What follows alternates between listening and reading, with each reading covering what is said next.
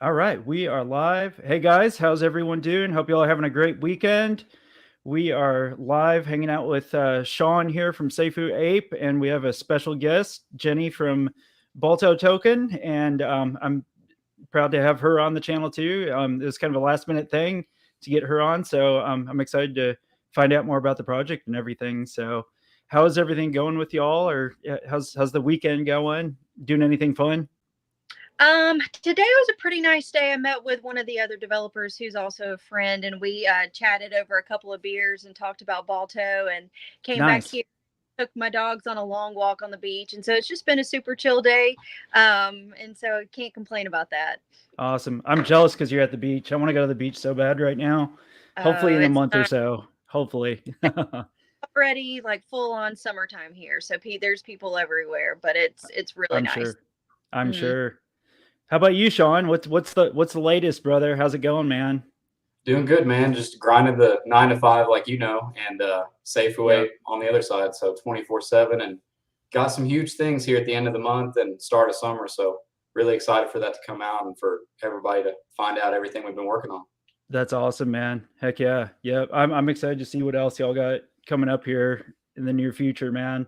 Um, Let me see. I'm gonna check my chats here real quick. Let's see here. We've got DNA Dimensions in the house. Safu 8 family hit the like button for us on the way in. Much love. Good to see you, DNA. Yeah, y'all make sure to hit the like and subscribe button if you haven't already. Realism Trip is in the house. We got Shaman Says in the house. NATO Nation. That's what I'm called, by the way, Jenny. We call our community the NATO Nation. Okay, that's cool. um, Yeah, NATO Nation. Let's see here. Eric C is in the house. How's it going, bro? Hope you're doing well, man. Good to see you. We've got Rowena in the house. Wow, what a surprise! What time is it there, Rowena? Either it's like really early or really late. She's in Ireland, Oh so wow. Okay. I can't. I always forget what the time difference is.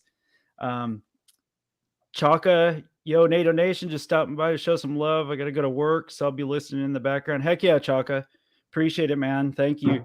And Chaka, I apologize. I didn't get your message the other day on Twitter. I was down for the count for a couple days, sick, and I literally was like not doing anything. So, Oh, no. but yeah, hit me up later, man. We'll jump on a stream. Let's see here. Wowena. TJ Balto team, thanks for having us. Absolutely, man. Absolutely. I'm honored to have everybody on here. It's what it's all about. Like if we can all grow as a community and projects can grow together and we want Ab- mass adoption for crypto and stuff. It's like Mhm. we've all got to help support each other to get to that point. Let's Absolutely. see here. How we're all able to connect like this. It's super cool. Oh yeah, for sure. Absolutely. She said it's 1 a.m. in Ireland. Well, that's not too bad. I'm a night owl, so 1 a.m. is not too bad. Are y'all night owls? Do y'all stay up late or you early risers? Sorry, I just want to turn off my notifications. I should have Oh, done you're that before. good. No worries. It depends. My husband works night shifts sometimes, and so it seems like when he's on night shifts, I stay up all night. But it just really depends. I like to get up early. I like to see the sunrise, and so, um, but it just really, I fluctuate. I don't have a set schedule anymore. Sure. Especially when you got the beach, watching the sunrise when you have the beach, there's nothing Yeah. better. Nothing Oh better. yeah.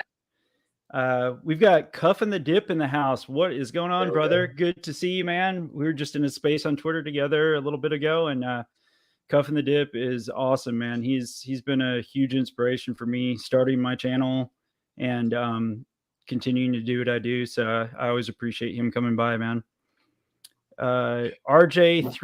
RJ378NJ. That sounds like a license plate number. Yeah. Good evening. Yeah. How's it going? How's it going? Thanks for stopping by. I appreciate you being here. Tim Shea in the house. What is going on, sir? How are you? Yeah, we're caught up here. So, well, we can. It's just a open stream. We can visit about whatever we want about the projects, about other stuff, about crypto in general. Whatever we want to cover, it is entirely up to y'all. Okay. Um, that's the fun of it. So, and either Man, you one of would have y'all loved can. today. I saw a '01 SVT F-150 that only had 30,000 miles on it. guy Really? got it in Michigan and drove it all the way back down to Texas. So pretty sweet on the license plate part. Oh, Yeah. Yeah. My friend has one of my friends has got a 01 SVT, and he's Okay. had that thing for years, man. And it's like mint condition, bro. Mint condition. Those things are fast. They are Yeah, they are fast. real light and Wicked. small. Yeah, wicked fast. Mhm. So, what's the latest, Sean? Let's get some updates, man. What's been going on? What's been the latest news? I know you. I seen earlier that Balto token is it now on Safuape, or it's about to be? Yeah, they're listed and they've been audited, and we actually Nice. revamped our audit certificate. So we're going to have our actual PDF formats of all our listings with their audits out pretty Very soon. cool. And I revamped my KYC too to make it a little bit cleaner and easier to understand for developers. And working on big business stuff, we've went away from the typical marketing that would have worked 6 months ago, and now we're mainly working for business partnerships, because mainly what the team needs is capital and a little bit of backing so we can have more time to pour into Safuape, because it's our dream and our passion. So For um, sure. end of the month, start of summer, hoping some things go through, and I'll be able to be full-time crypto. So that'd be pretty exciting.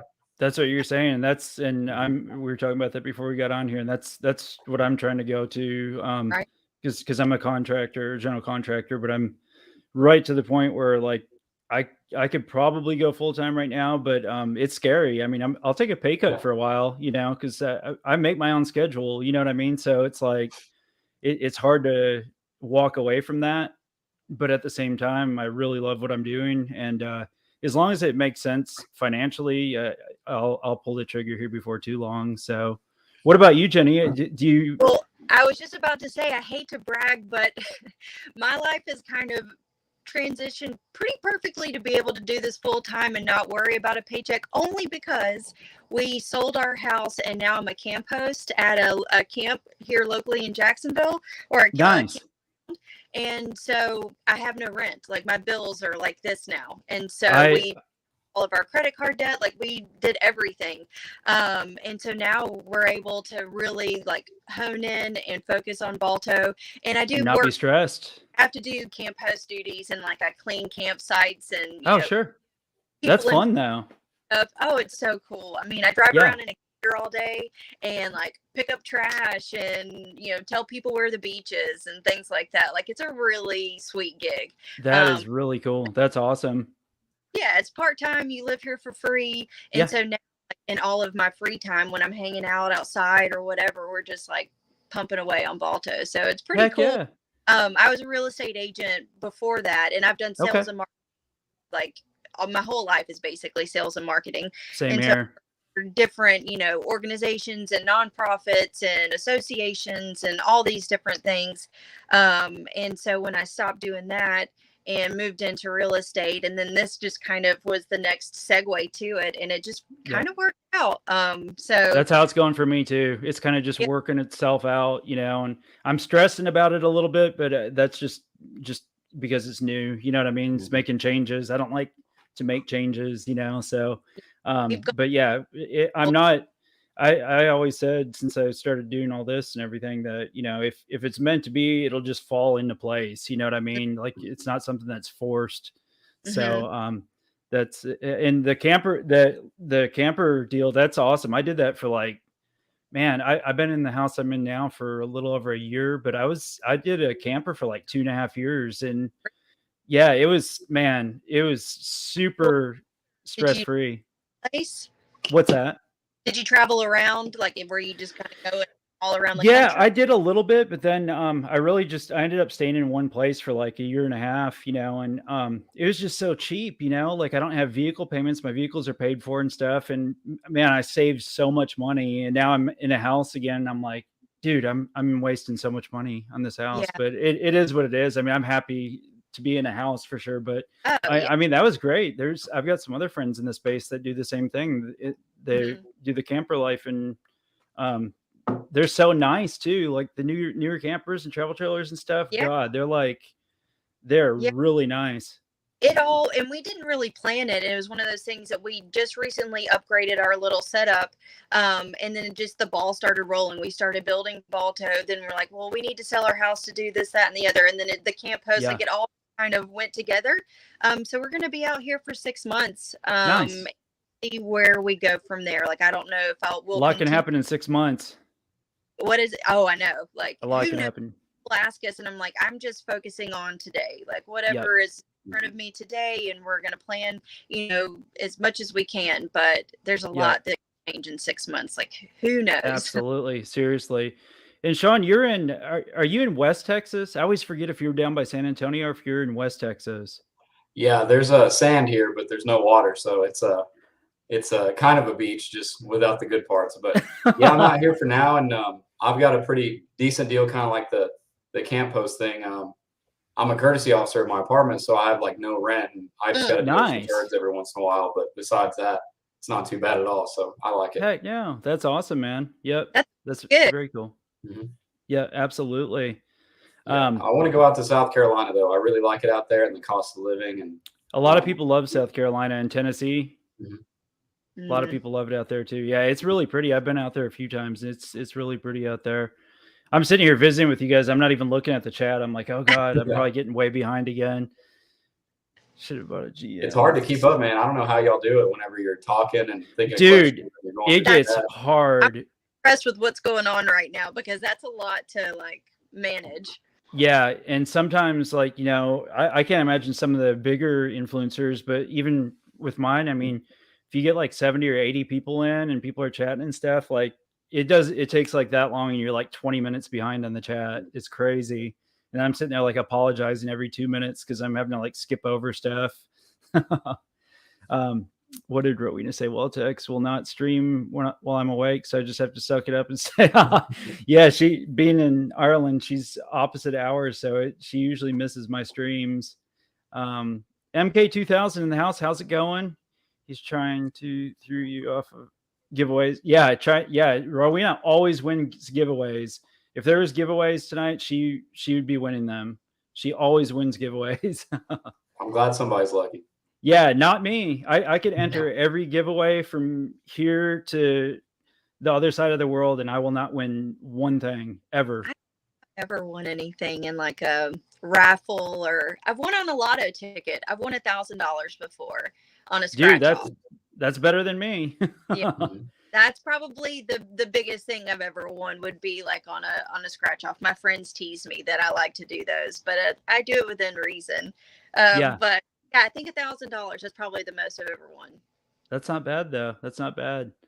Nickabee, Sape is home, they said. Thanks for being here, Nickabee. I appreciate it.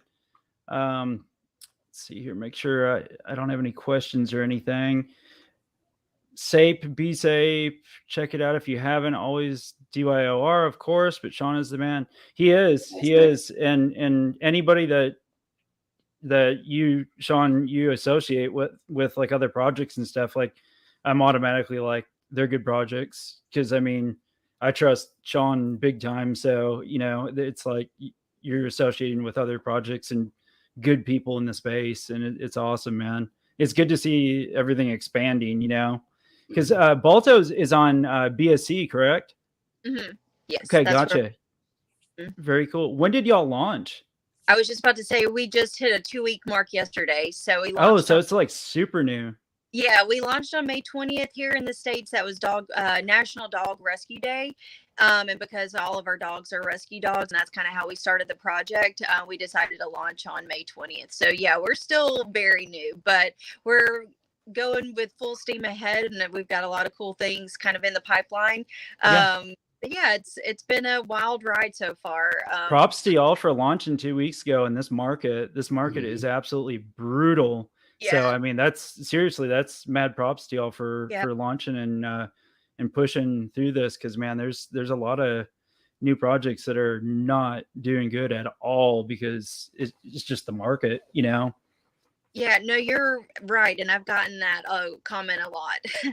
Yeah. And for us, we did talk about it a couple of weeks before, and we put it out to our community, like, what do you think? And the reactions were a little mixed. And for us, there's always going to be a reason not to do it. Like, let's just Always. and we could only, try our hardest. So Yep. Absolutely. wanted to stick with this day, and so we did, and so far so good. I think our community is really starting to grow and pick up and get active, and Telegram. We're still working on Discord, and we started a Twitter space, which Sean, you were there, right? That was you last night. Absolutely, that was me. Space before, I just heard your voice. Like, I think that's the same voice. And so, we're starting to do all the things that we've been talking about for a while now. So it's really cool. And I feel like the connections that we've been able to make so far, if it stays on this trajectory, I'm really excited about where we can end up. For sure. How many holders do y'all have right now? I think, and TJ's going to get mad at me if I get this wrong, I think we just have over 100 holders. So our market cap, we've got room to grow, but the chart has stayed steady. We've had things drop, but everything it's continued to grow. So that's awesome. Everyone that looks at our chart, they get really excited. I glanced at it just on Twitter. I seen it and I was like, dang, that's actually holding up really well for the market conditions. That was impressive. Yeah, we're trying to keep with the engagement, and we're doing, a lot of things with like partnering with Safuape is kind of our latest and greatest thing. And so, we've got a couple of things going with Brew Labs and all of these. Oh, do you really? Yeah, well, Brew Labs did our contract, and we also that's awesome. I'm bullish on that. Yeah, we have our treasury with Brew Labs. And so our reflections go into the treasury, and we're going to start NFTs. We're going to start a merch shop. So all of these different revenue streams are going to be able to be filled into that treasury. And so it's a really cool, it just kind of turns Balto into more of a business and more of a, because the more revenue streams that we tie back to this treasury, the bigger it's going to grow, and it's going to buy our token, but it's going to hold it. And so instead of buying and burning it. And so we're excited. We started that this week. Yeah, it's been this week that we started that. We're just getting started. That's awesome. So do you have like staking and farming options coming out with Brew Labs then? We already stake with them. So we have a 30-day pool and a 90-day pool. Okay, cool. And I think we're having a couple of more talks. They, I know they have some other products and services that they're coming out with. And so I love Brew Labs. I think I do too. I love Brew Labs. Yeah. We had an anti-bot feature. It worked. We, went off, didn't have any hiccups with that. And they've just been so knowledgeable and so supportive along the way. Talk about Brew Labs, and we even had Sire on in our first Twitter space 2 weeks ago, and they're just so smart, and you just know that they know what they're doing, and we felt 100%. We're also holders of Brew Labs, we believed in them, and so we knew. I believe in them too. I just got off a Twitter space with K-Pets, Crypto Pets. And that's another great project in the space. I need to get y'all linked up together with them, Sean and Jenny, because John, the lead dev, he is good people. They're super, and they're very bullish. I mean, they've got a lot coming, and I have high hopes on that. But we were just on that Twitter space, and actually one of the representatives from Brew Labs was in the Twitter space too, because they have staking and farming. And I agree. That's a good platform. Definitely. Yeah, we were stoked to be able to work with them now for that. And who knows what future things that we'll be able to do with those guys. Absolutely. It's been an exciting adventure so far. And like I said, we were meeting today, and we're always talking and brainstorming. And so once we've started the ball rolling. And so if we can just keep it rolling and continue to add value to our community, I think we're in a good position right now. Absolutely. Yep. And I say it on all my streams and in all my AMAs and stuff. It's the market sucks right now, but it's the times like this right now is when projects are building and proving themselves. Yep. Sean's hard at work. Y'all are hard at work.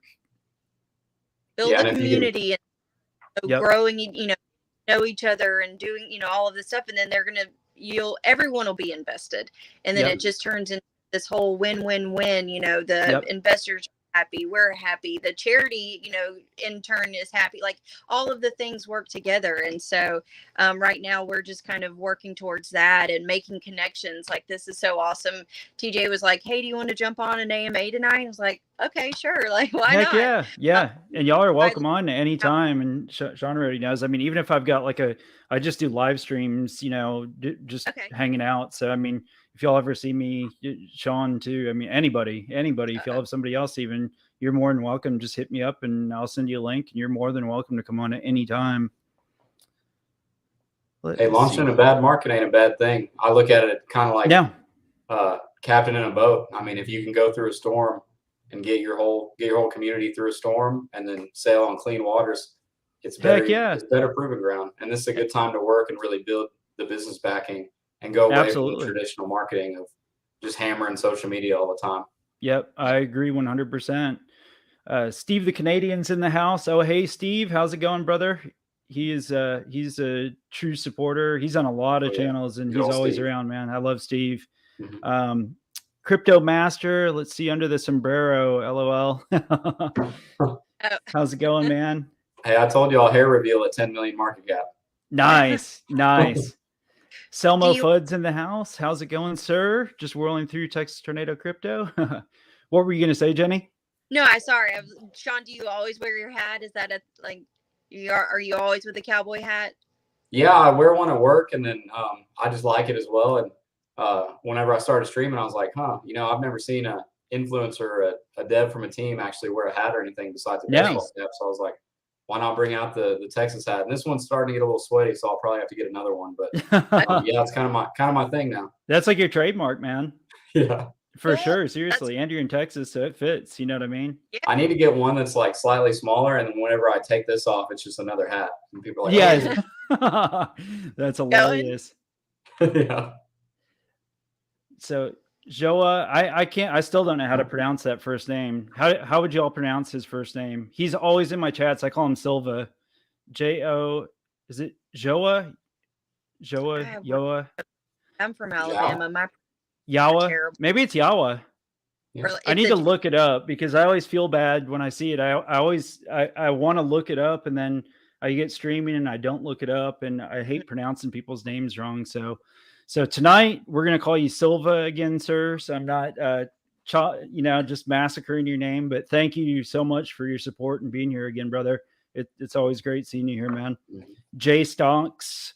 How's it going? Glad you're here. Sape and Bsape have a bright future. Sean is the man. Absolutely. I believe in their project 100%. Let's see. We got RJ. Question for Sean. When will Safuape be listed on CoinMarketCap? So we've sent emails, and we actually tried to get a paid spot, and that didn't go through as well. But if you got a way to call them or something, man, then let me know, because I cannot communicate with them at all. It's everybody has that. Back. I've sent them tweets, emails, had a connection that you can pay to get on. And the only thing we got word from one saying we'd get on in a couple days after paying about $4,000. And then somebody got the money, and that's it. $2,000, we can get you on. And I said, nah, we don't want to do that. So that's ridiculous. What's the deal with? We've applied for it too, but we were talking about that earlier. Actually, like, is it just at their mercy whenever they decide? Okay. That's exactly it. Yeah, you pay a ton of money. Yeah.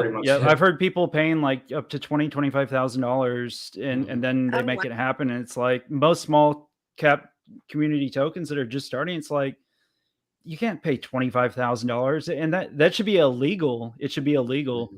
Like, they really have the market cornered, and I'm so happy that Keith and CVC are doing what they're doing, because something's got to change in the space, because it's ridiculous. It's not fair at all. I love what Keith does, man, and I can literally phone call him and get a hold of him immediately. And I know we'll be handled listing there, but also RJ, on your question, if you notice, CoinMarketCap is not listing as many tokens right now. And what I've heard from inside sources, and not actually CoinMarketCap, because they're a nightmare to talk to, is they're cleaning it up right now, and they've changed the requirements to, you have to have 2 exchanges, and you have to have over $200,000 of volume for 2 weeks straight before they consider getting you on the traditional way, or you pay a bunch of money. So, and right now, the community poll, they wanted to wait for the free NFTs and us to mint them and airdrop them to them. So sure, saving our money for that. We could, Yep. I guess we could poll the community and ask if they wanted us to spend the marketing funds on that. But right now, I just we're write it saving out. for the NFTs.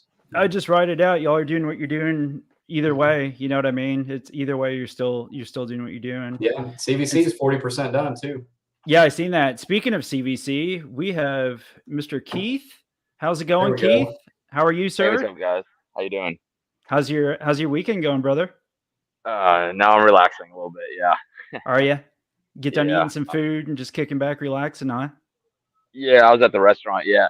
Yeah. So Nice. yeah, everybody's saying about how hard. Yeah. So we know Cormark Cap pretty good, and yeah, they're very tough to get into now. It's some people are waiting. I'm hearing they're backed up from 4 to 6 months now. So Oh it's my God. yeah, yeah. That- So that's if we have crazy. like yeah, so when we get exchange immediately, they put us on there. But again, you know, it takes a while, you know, in the beginning to get on there. They check everything. And I think that they're becoming now, you know, a little bit more, you know, strict.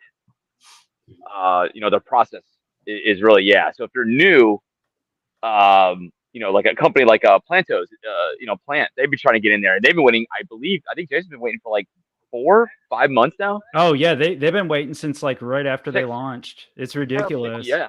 Yeah. Yeah. Yeah. Yeah. And I've you got a want couple- Cormark Cap. Yeah, I've got a couple other projects that I'm real close with the devs and stuff too, and newer projects, and they're having the same trouble. They're just not even responding to him. Yeah, because if you don't have Cormark Cap, you don't have any your dollar amounts don't show. Now, if you get on CoinGecko, your amounts show on MetaMask. So Yeah, that's right. Yep. because they do MetaMask and Cormark Cap does Trust Wallet, Yep. and they do exactly. everything else. They do everything else. So yeah, so it's so funny how they separated it. So hopefully we is. can take over it so we can get everybody on there, Yep. or to look into the projects before they get listed. I get it. I'm sure they're backed up. I mean, I'm hearing they're backed up a lot. Like Yeah. I wonder if they're Like- changing requirements too, just to try and tackle any kind of issues that that may happen with government regulation and stuff. could be. Yeah, That's what I was I mean. thinking. It could be I mean, possibility. a lot of them they put on are like rug pulls, you know, or they do A lot. pull, and then there's just they're just sitting there. So Yep. yeah, it's tough. It's tough. Yeah, luckily I do, but unfortunately, to try to get somebody in there, they, you know, it's just it's a pain. Yep. So I know everybody wants to get on there. Good, Yeah. Good thing we got CoinView Cap being built. Yeah. Yeah, we already got everybody pretty much close to being listed already.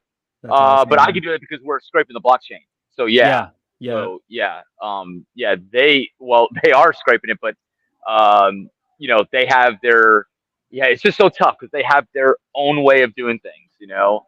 Sure. Just like exchanges, you know. You know, they have the same people listed number 1 and number 2 and number 3. Yeah. They never move, but the volume moves. So that's the funny thing. So the volume is like 1.8 billion for a Coinbase one day, and it was still ranked number 2. So I was like, wait a minute, that can't be right. That's Because crazy. DigiFinex is 3.2 billion, and they're ranked, you know, what 31. Mhm. So yeah, so it is tough, but yeah, it is a That's procedure, and it's tough to get out there. I think I told Sean about how much this costs. I thought, you know, when you get in there and you do this, it's gonna cost this much, whatever it is. Boy, I never thought how much it would be to get on exchanges. That's what I've heard. know. I heard it's like a pricey. lot. It's a lot. It's 15 million. It's 15 million to get on every exchange Really? together. Yeah, 3.4 God. million for the listing fee on Binance, and then you got to go from there, and then you got to pay your tokens and your USDT. Yeah. So that's another probably like 5. No, maybe not that much. Yeah, after that you'd be looking at probably another maybe million. Yeah. That's you gotta wild. Cover the pool. So yeah, so look out. Yeah, so just take your time. Anybody that's new, take your time like we did. You know, yeah, we got exchanges fast. I mean, you know, but take your time. You know, go. You know, always go by your marketing wallet. Don't let that marketing wallet go down. You know, to a certain amount. You don't want to get into the red or getting close to it. You know, just start slowly and build. If you're on Uniswap or BNB or BSC, build off of there and then go on. You know, that's what Sean's doing. I see the new tokens trying to do. Just slowly do it. Don't rush into new things. If you do, you're gonna you know, I've been doing this a long time. So kind of realize now what to do and not to do. You know, Yep. to help Sean out, making sure that he does it, and they're doing great. Yeah, They're doing really good. They're absolutely. starting They are out, doing you know, great. the new token I see on your channel, I think they're going to do great. Just start out, you know, just patience. I know everybody's in a rush. Everybody's in a rush. They always said, Always. "Hey, I want CVC." You know, when we get to 500,000, or 500 million, when we do get up there, we ever do. You know, people are going to be like, "Oh man, how come you didn't get there in a week?" It takes time. Absolutely. You don't want to be a pump and dumper. Yeah. Nope. Yeah. I was You just know, talking about that in so- a Twitter space a little while ago. That definitely. Yeah. Yeah. People get excited, emotions get high, everybody wants to like go, but you can't maintain that pace. Like I would love to be able to like maintain it, but you got to find like I feel like, I mean, I don't know, you guys can tell me, but I feel like at some point we've got to hit like a good kind of flow where it's you know what's coming and you've still got stuff going on and there's still communication. I mean, right now we're all excited, so I want to do like everything, but I know that like at some point we're gonna have to like find like a good workflow, I guess. Yep. Just a happy medium. Mm-hmm. Yep. Exactly. Right. Yeah. You know, I mean, I learned a lot from this, you know, in the past, meeting Cliff and going over things where we're gonna team up together, you know. But the one thing is, you never want to do in this space, like I was telling Sean and Jason, is what they don't do is never lie to anybody. You know, if you come with a fibble, I'm telling you, it will be bad. It will be, I had the date set for these exchanges already, and I knew when they were going to come out. One after another just came out, and they were pretty big. They're really pretty big exchanges. But Oh yeah. I always you had some the good dates ones. right. Like June 15th, I already know it's going to happen already. But you guys don't know. I just know it's going to happen. And June 10th, they're announcing. Because they're getting bigger and bigger, I can't now say who they are. But because they're rules. If you don't follow the rules, here's what they'll do. They will go ahead and cancel you, totally write you off on the contract, and guess what? Your listing fee is theirs now. So Dang. yeah, and listing fees are expensive. They're not cheap. I could imagine.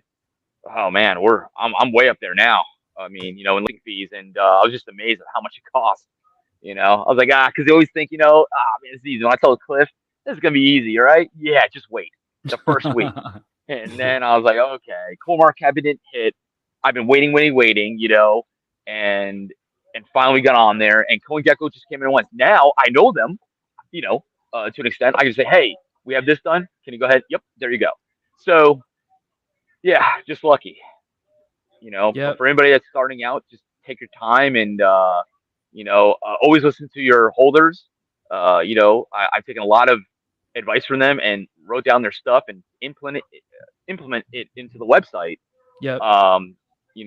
Staking is a big thing too, but don't do the wrong staking. If you go to the wrong company for staking, you're gonna pay for it. Cliff's coming out with a great staking platform, and we're waiting for him. Have they announced when that's happening yet? I think it's. I don't get me wrong. Somewhere probably June, July. Gotcha. Yeah. That's cool. Yeah, Very he's cool. taking his time with it.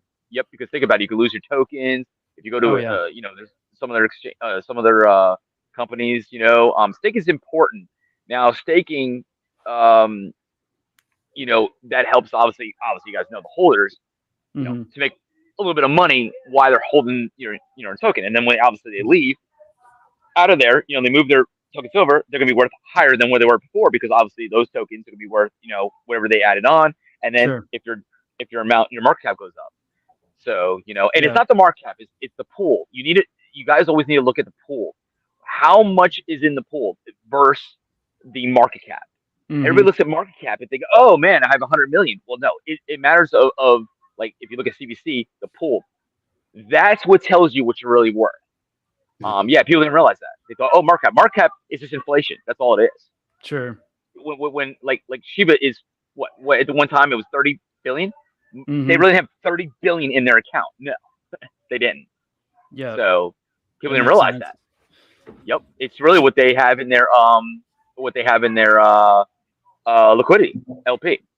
Yeah. So yep, that makes sense. Some stuff you had to go over. So when you think that Bitcoin is worth 550 billion, it's really not. So yeah, look at the liquidity. Absolutely. Sean, liquidity in the pool. have you guys ever entertained the idea of having a staking platform? Yeah, so our Swap? full DApp is getting worked on right now to get updated, and with the servers, we're putting new behind the swap to make it perform a little bit better. In the full DApp, we're trying to have all that roll out with the NFTs all at the same time. So really, everything's okay, in one platform because we wanted the NFT staking area to be in the platform as well. So that's gotcha. all. Also, I've learned a lot from Keith, and it's been a blessing picking his brain about business stuff and cryptocurrency. And another thing I've learned from watching tokens and everything is try not to put out hard dates.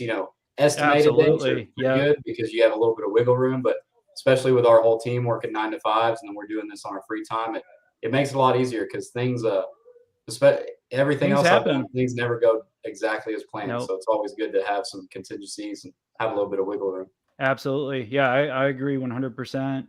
I was going to shout out a couple people here real quick. We got Robert Chapman, Realism Trip, Crypto Golfers in the house. Thank y'all for being here. I appreciate y'all coming by and hanging out. And Jen Mo said, let's go Sape Ape fam. Love this project. Thank you for being here. I really appreciate it. And guys, I apologize for the delay. We had this plan for the other day, and I ended up super sick and getting having to get fluids and stuff, and I was down for the count for like 2 days.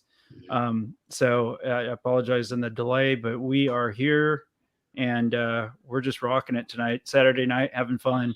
So thank y'all for being here. I appreciate it. Bobby Basehead, clickety clack that like button, as Rodney would say. Yeah. So y'all please do that. Okay. Just want to cover that real quick, guys. So that's awesome though. So you're going to integrate staking and stuff.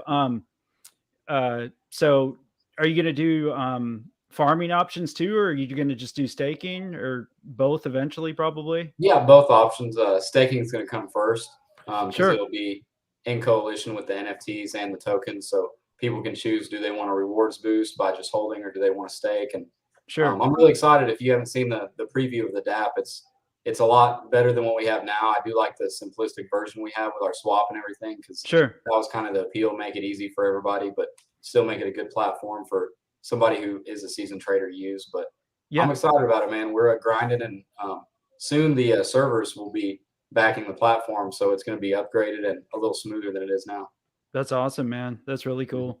Yeah, another good idea is because you're doing staking for the NFTs, is to integrate, other projects NFTs to be able to stake on there too. Yeah. There's a project on the Kronos blockchain that Bach Finance, and they just released like a V2 of their staking platform, and they've got I think there's probably close to 20 different NFT projects that are stakeable on their platform. They all have different APR, APY, but they all earn, I believe, the Bach Finance tokens. So, but I'm sure you could set it up however way you wanted to. But that'd be cool. That'd be super cool. Keith, they have NFTs, or Walter, y'all come out with NFTs and be able to go there, stake your tokens, stake your NFTs, everything all in one place. That'd be awesome. Yeah. Yeah, we're gonna do something. We're gonna do something different. We're gonna do, which is great. We're gonna do NFTs for the casino. Oh, okay.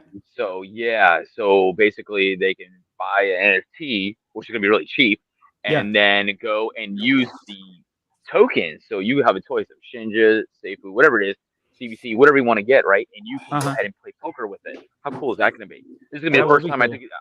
I think I've seen this yet. Yeah, So, that's awesome. Yep, and Jason's already working on it already. It's going to take a little bit of time, of course, because you have to get it right to make sure that everybody has their own pool, and then it's a big thing because everybody plays on PokerStars or 3D Poker. Sure. It's good. I think there's going to be a lot of people playing poker. That's what I think. I told them that everybody's going to be playing poker. It's going to be a big thing where everybody comes there. A lot of people love playing poker. So you know how you guys have the 3D. Remember the PokerStars when you just have the table and you have people around the table? Yeah. I think he wants to put a live dealer there. Oh, okay. That'd be cool. So every table. Yep. And then when you do tournaments, I think it might not be a live dealer because I don't think he's gonna have a live dealer for that. I think it's just gonna be animated or just Oh, gotcha. Yeah.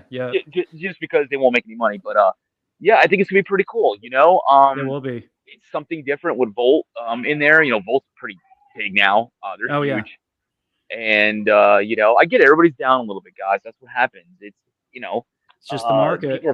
people are freaking out. I hear people saying Oh 10,000 Bitcoin. Come on, are you kidding me, yeah, dude?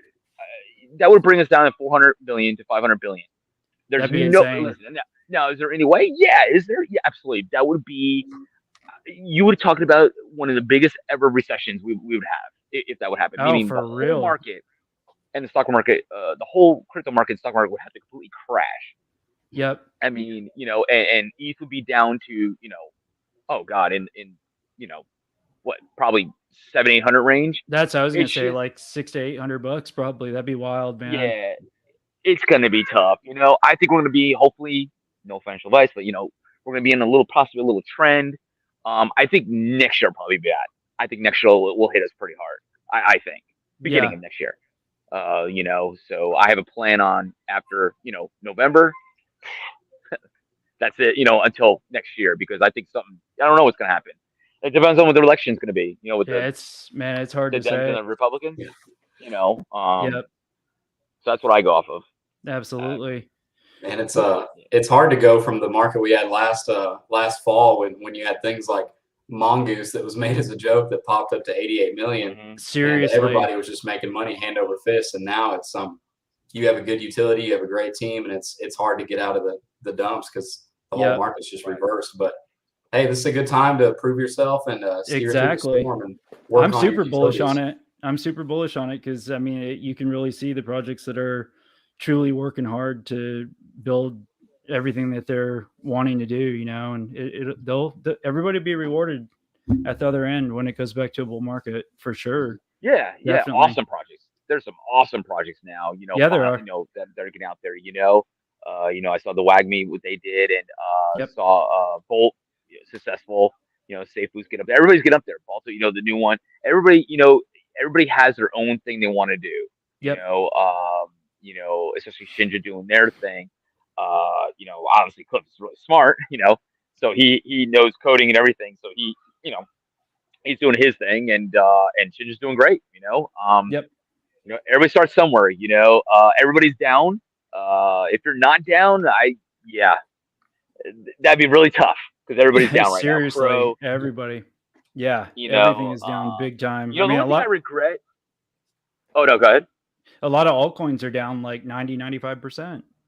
Right, and you see, I look at it this way, right? Crow. I know what they did. They bought that. I always talk about this on stream, but they bought that $300 million. What was that deal, right? I always think what I could have done with $300 million.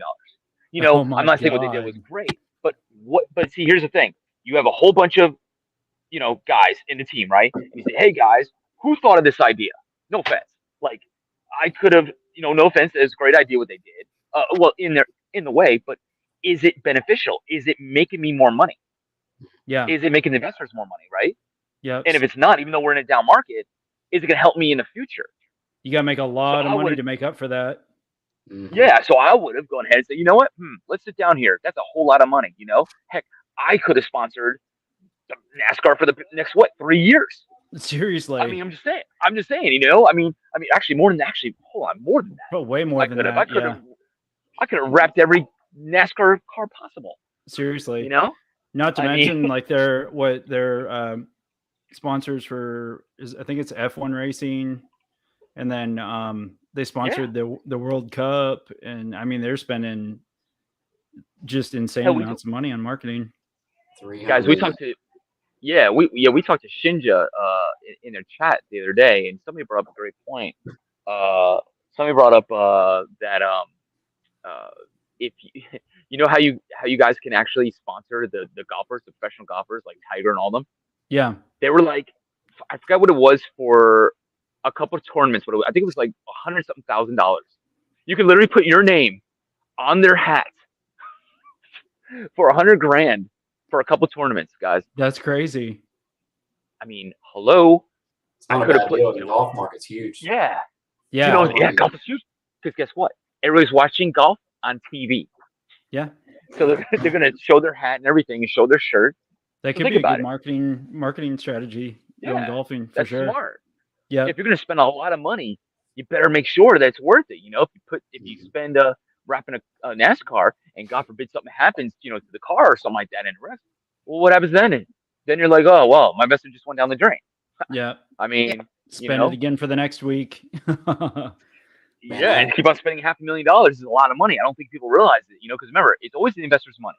It's always the holders that Yeah. you're spending the money from. So it's their, Absolutely. you know, they have the right to say, hey, you know, hey, whoa, hey, you're spending our money, you know. And I always ask them, I say, hey guys, what do you guys think of this? And they always tell me, yeah, I like it. I don't think I like it. Okay, cool. Let me make sure to write down that hey, you guys don't like it, and let me see if I can find out a better solution. Yeah. For You know? sure. So that's what Man, I that did. makes me want to golf again. Dude, me I too. I played haven't at golfed in a YouTube while. and then I played in the Oklahoma Open twice back in the day. And Nice. that's probably why I didn't make it, because I probably would have looked like a NASCAR or something with all the logos on my shirt. Right. Yeah. Like 35 logos all over your shirt. Yeah, like a hat just covered in logos. That's Bobby. hilarious. Little Ricky Bobby action. Exactly. Yeah. Yep, exactly. So when are you guys going to come out with NFTs, Keith? I mean, you don't have to give me Well, an exact time, obviously, but yeah. Once everything is like done, next like they're few working months? on the metaverse. They're Yeah. working on the metaverse right now, and then they're going to work on also the NFTs for, you know, inside where I guess they're going to soon start working on the casino.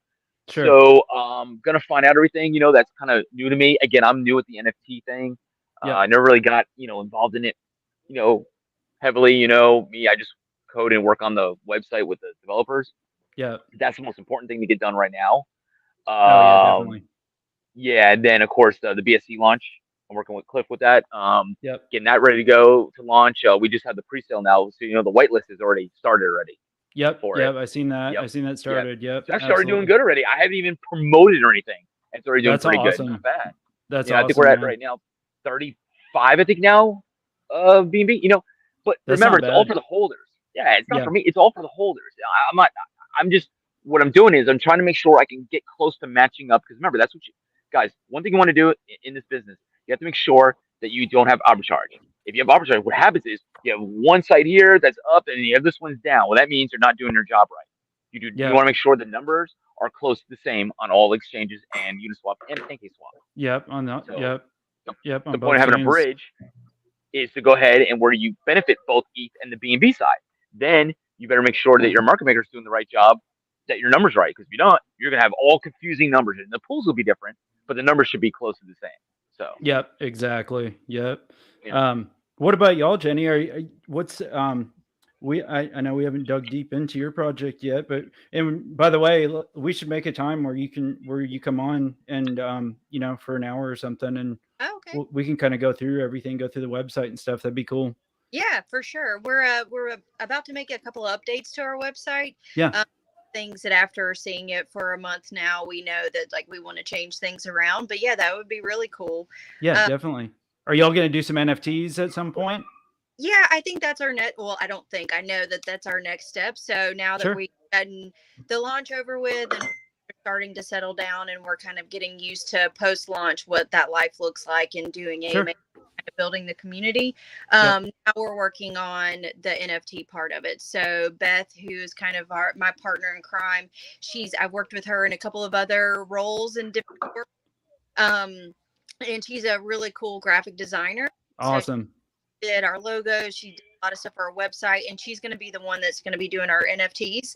And so now we're just trying to, you know, figure out the best way to launch these. And so we're, you know, brainstorming. We're coming up. We definitely want it to be a community-driven project, just because I don't want Beth primarily to do all of this work and create something that no one's going to like. Exactly. And really wanting to, you know, start getting feedback from our community, whether it's Twitter polls or doing something in Telegram. We need to build our Discord. So I really want to kind of put it back to them and build an NFT project that they'll really like. And I think because I have faith in Beth and she's capable of, I think the NFT portion of our project is probably going to be one of the bigger parts of it. I mean, I know we're going to come out with merchandise, and that's cool. But I think because of the way our brains are set, that's something visible that like create and look at. And I think that that's something that we really want to focus on and get right. It's a trend right now. I mean, they're huge, and it's going to do nothing but get bigger. Yeah, we want to, because of her talent, I guess you could say, because she does hand drawing stuff, she can do things on the computer, everything to be unique. So we're trying really hard to create those and come up with ways where she's not spending a year trying to create something, but it's still a unique thing and something that someone's going to want to have, and something that'll have value to it. Definitely. That's definitely our next step. Besides adding things like Safuape and, doing the treasury with Brew Labs and doing those things, or other drivers, I feel like we talk about it a lot. Are things that everything that we're trying to do right now or in the future, it's just we want to go back to our holders. Like, what new added value things can we put together in our ecosystem to like go back to build our community? And so I think the treasury was a really good step for us. I think that now that we're going to be able to do things through you guys and have, the ability to have the credit card function is going to be huge for us. That will be huge. Yeah, I think that's a really good step in the right direction. So we're putting things together in motion that if we can just hold on and, come through this market and build the community the right way, I think we'll do fine. I think we'll do great. That's awesome. I've got another guest to bring up here. Sorry. I'm going to pull one more person in here. Yeah, Saitama. I think he's coming in. Oh, is it Saitama? Nice. Yeah. Very cool. How's it going, Travis? How are you, sir? Oh, you're muted. Can't hear you. Lost in the matrix right now. Yeah, I was in the blockchain. Sorry. There we go. There we go. How we doing today, guys? Good, man. How are you, sir? Doing well, man. Doing well. Sorry for being late. You're completely fine. We're just here hanging out, just chit chatting. Nice. I've heard a lot of good things about y'all's project too. A lot of good things about Saitama. Yeah. Awesome. Yeah. We're chugging along, man. Just making it through these crazy bear market times. So just it's the time to build that community and absolutely keeping them engaged and letting them know that we're still here. I'm not giving up on the project, and we're pushing forward. We're going live on Dojo Swap when they go live tentatively on Tuesday. And very nice. Yeah, so signing an NIL deal with a defensive back going to Alabama. Probably be doing that this week. So I'm really excited about that. Aside from the fact that he is going to Alabama, I went to Auburn That's funny. Yeah, but I know him. He's a really good kid. Looking for some big things out of him. That's awesome.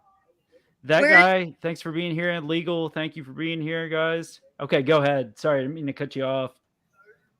Oh, no, I saw his Alabama shirt. I wanted to know where he was from. Oh, yeah, I'm from Birmingham. I went to Auburn for undergrad. Okay. I grew up in Talladega, went to school in Tuscaloosa. So I was born in Alabama. There was no choice. Right.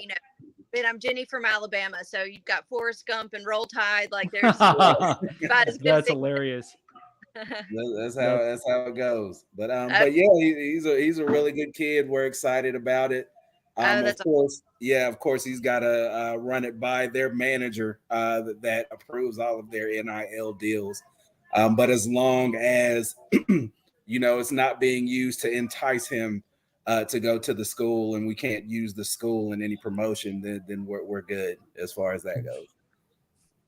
That's awesome, man. Very cool. Very cool. Yeah, an idea on your NFTs for your partner. You could have her create 5 to 10 samples and let the community vote on them and see how they like them. And if they like them or if they don't like them, they could be used as like collector's edition or giveaway or something.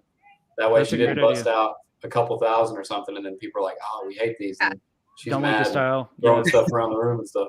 Yeah, no, really good idea. I'll certainly share that one with her tonight. Beth actually, she went to Auburn, and so we've always had an Auburn Alabama rivalry since we've met in like 2015, I think. Together, and so we've always had that rivalry going. So it's that's fun. Awesome. Right, Eagle. She sounds like an awesome person. That's funny. So, Travis, when did you guys launch initially? March 27th. Okay, yeah, I thought it was in March. Yeah, it was March 27th. Had a sniper bot attack at launch, but I was able to pause trading and go through the trades individually and blacklist the wallets from the sniper bot. So they weren't happy about that, but the community was. Oh, I'm sure. Yeah, absolutely. Yeah, I remember when all that happened, boy, and I was worried for y'all's project. I didn't know much about it, but I'd seen all that happened and all that, and then I know there was a lot of FUD coming out from a certain project, and I was like, man, they are taking some heat right now, bro. Oh yeah, wow. Man. Yeah. So I'm glad y'all made it through. The mat a couple of times, but I'm glad y'all made it through that and absolutely. I really do. I hear a lot of good things about the project around the spaces. You know, I can't remember. I was talking to somebody the other day. I can't remember if it was Sandstorm, maybe. I was talking to somebody the other day that was, bragging about y'all. Awesome. Yeah. He's a great guy. He's been a huge help. Yeah, a huge help and a friend to the project, man. So I'm excited about that. Excited about Dojo Swap coming up. I don't know if you guys have seen any of the demos that Cliff has done, man, but that thing is slick, man. That thing I have. Slick. I have seen the demo. Yeah, it's super slick. It really is. Yep, super slick. John Wick, how's it going, bro? Thanks for being here, man.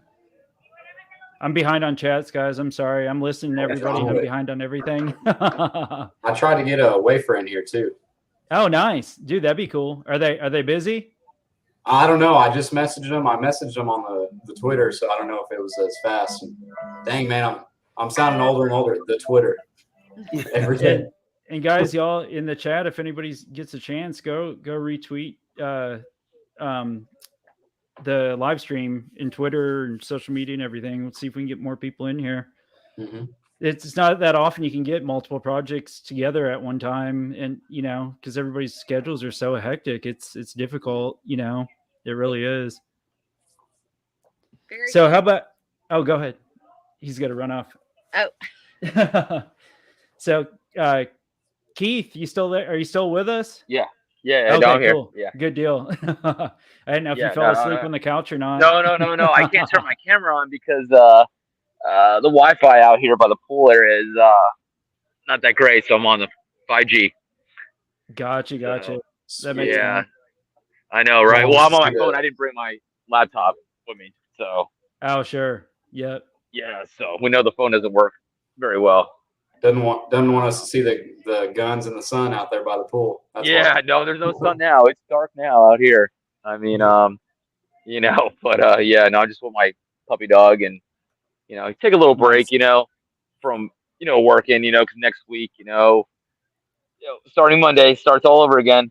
Oh yeah, for sure. Got to take a break. I've been just chilling today too, chilling this weekend. That guy said, so Safu AMA and 4 projects. Love it. Heck yeah, man. That's awesome. That's about, man. We're all a small piece of the pie. And I mean, just like I always say, the different t-shirt companies, cars, restaurants, everything, they all succeed and they're all flourishing together. So why not crypto? We all have a purpose we're going for and a mission we're doing. Why not band together and lift each other up? I'm 100% with you, man. Yeah, I think it's great having communities unite and stuff, man. This is super cool. This is like unexpected. I had no idea that everybody was going to come on here for sure tonight. Sean hit me up earlier and said, "Hey, I might have a couple people be able to come on." So this is awesome, man. I'm loving it. That's really cool. Yep. It's all, and the cool part is, like some devs have, been around longer than others, like obviously Cliff with Shinja's, but he's got a lot of knowledge. Then everybody's got their own knowledge and everybody's willing to share it. That's the awesome part. Like all of y'all are willing to share your knowledge with each other, and that's amazing. I think that's something that we're trying to build with our Twitter space on Friday nights. Is I want it to be a place where you can get the latest news from Balto and kind of what's happened that week, what's coming up, or if there's a new announcement or something. And so that'll be a Friday night at the beginning. But I want it to be a place where people. Last night it was really cool. There was this girl Twitter. We're about to close it out. She joined and and she got to talk about her project. She's never talked about like kind of social media space or anything like that. And, I think she does like a spooky metaverse. Do you remember that, Sean? I mean, there wasn't that many people in there.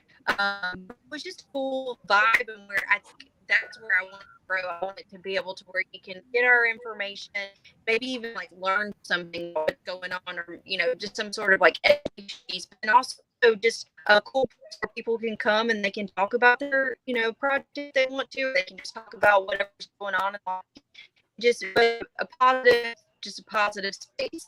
Now I like your style here. Like, this is really cool. That's where I'm gravitating toward, and I want to start doing it consistent with it.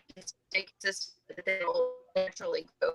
I like how you can just bring other people together and talk and chat. It's really cool. Heck yeah, I love it. It's awesome. Yeah, I don't know if you were cutting out for everybody else, but you reminded me of the Forrest Gump scene because you referenced that earlier. Yeah, she was cutting out a little bit. And then it's just out. I didn't know if it was me rugging or if it was her cutting out for sure. Sorry guys, I was just yapping. Oh, you're good. I gotta say, yesterday. Well, I mean, I'm sorry. I know it was probably bad timing, but Sandstorm's video. Wow, man. I mean, I feel bad for a lot of people, in that project that would happen. But man, it was a little funny too, though. I mean, there's like memes going around of who the F is Joe. That's going around now, Twitter now. I mean, oh God. Yeah, they started this whole thing now. That is funny. Man. I mean, yeah, and just people now are sending it out everywhere now. I mean, yeah, that's crazy. Wow, it's he's a great guy. It sucks. The what? I feel bad for that community and the devs. I mean, absolutely. Somebody you can trust to work with, because I'm all about integrity and values, and that's why I love all these projects here and all y'all. I mean, that's what we stand for. Anybody that does, we'll support. But that team, it just sounded like they didn't know everybody as much as they should have before they started the project together. Yeah. Well, when they call themselves a dev, but they don't know coding any coding at all, like anything, right? That's technically crazy. You'd be an admin technically. So yeah, I mean, first he's like, yeah, I'm a dev, and then all of a sudden, oh, what coding you know? I don't know any. Not good. Yeah, I think that the word dev gets tossed around like real frivolously these days in the space, and everybody's a dev because they had someone launch a project for them. One thing that I've made sure to do, because I'm not really big on, or wasn't rather, on Solidity code or anything even remotely close to it. So I hired somebody that I knew personally, like someone I knew who did that for a living. Yeah. Like did it professionally, has his own company, registered with the SEC and everything, had him write the code for me. But one thing that we did was we spent a week and he walked me through the code line by line. So you were able to learn as you went. Absolutely. Cool. Yep. Absolutely. And so you have a lot of people who, may have ownership over these projects, but don't even understand the functions that they can use in Etherscan or BSC scan to be able to do things like when I was able to halt trading. Sure. You know what I mean? Like, had I not done that, again, I went through the transactions one by one, but had I not done that, then those same people who use those sniper bots would have been able to dump 2,000 BNB on my community's head. Oh, it would have been over. Yeah, it would have been completely over. So, what I did was, of course, pause trading, blacklisted those wallets, and redistributed all of those rewards that they would have gotten to the community, as opposed to just enabling trading or letting it continue, and then them being able to dump that and run off. So that being said, another thing that I notice is like there's the buzzword of renouncing ownership, which is good in some instances, but in other instances you have like zero adaptability. That's why you're seeing so many V2s and V3s come out, because these contracts got created. They renounced ownership because that was the thing to do at the time, and the technology surpassed the capability of their smart contract. So now they've got to relaunch. And I'm not speaking about any project specifically, but I love that you I love that you said that, because I've been I love doing more education stuff, and I'm not the brightest crown in the box of our team, but I try to learn and improve and learn from Keith and all of you guys all the time and everybody I talk to. But I kind of compared it to actual businesses. Like if Nike came out and they made one shoe and they said, "Oh, this is our shoe, that's it." I mean, it's like renouncing a contract. I mean, in 10 years with mass adoption and just more people flooding into crypto, the things that are up right now aren't going to be functioning the exact same at all. So not at all. Renouncing is good because I get all the scams, and I think that's why people are so gung-ho on renouncing and everything. But why not have like a board of directors or a full team making decisions on contractual things through a vetted process to make sure it's safe, so you can adapt and merge with the market. Yeah, right. And it's like there's a lot of conditioning that's gone on too, right? Because again, like the whole renouncing, it's a buzzword. So you exactly, that's what I was just fixing to say. It's like it was just like a trend. Like nobody even really understood why people were renouncing the contract. Right.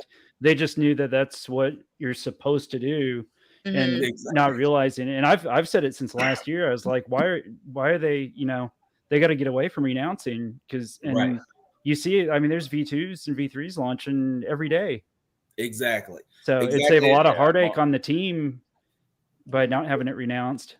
Exactly. Yeah, and not only that, but it doesn't necessarily like protect the holders, right? Because that's the whole, I remember that being the push. Hey, is the contract renounced? Because we can't, you know, be involved in any rugs. Well, I mean, you can get rugged with a renounced contract depending on whether or not the tokens were airdropped. They can still pull liquidity. Like that has nothing to do with whether or not the contract was renounced. So it's kind of one of those like, everyone's so busy chasing like that next 100x that they're not even taking the time to look at, you know, all you have to do literally is just go to BSC scan, go to Ether scan, click on contract and just read through it.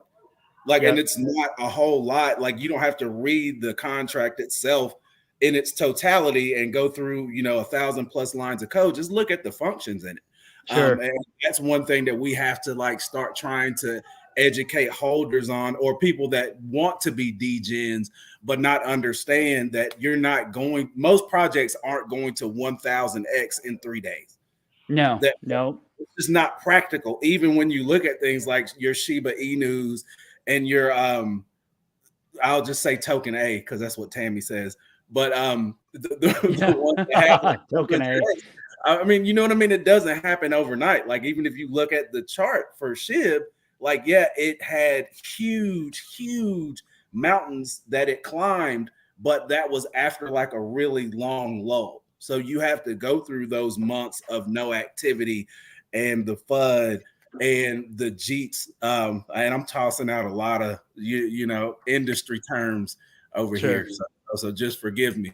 But you have to get through a lot of that, and once that's shaken out, you'll see how strong a project really is. So that's one thing 100%. Continue to try to do. And I just let people know in the community, like, I'm not going anywhere. Like, you might look up 3 months from now and we'll still be here, even if there's only 10 of us, you know, that are holders at that time.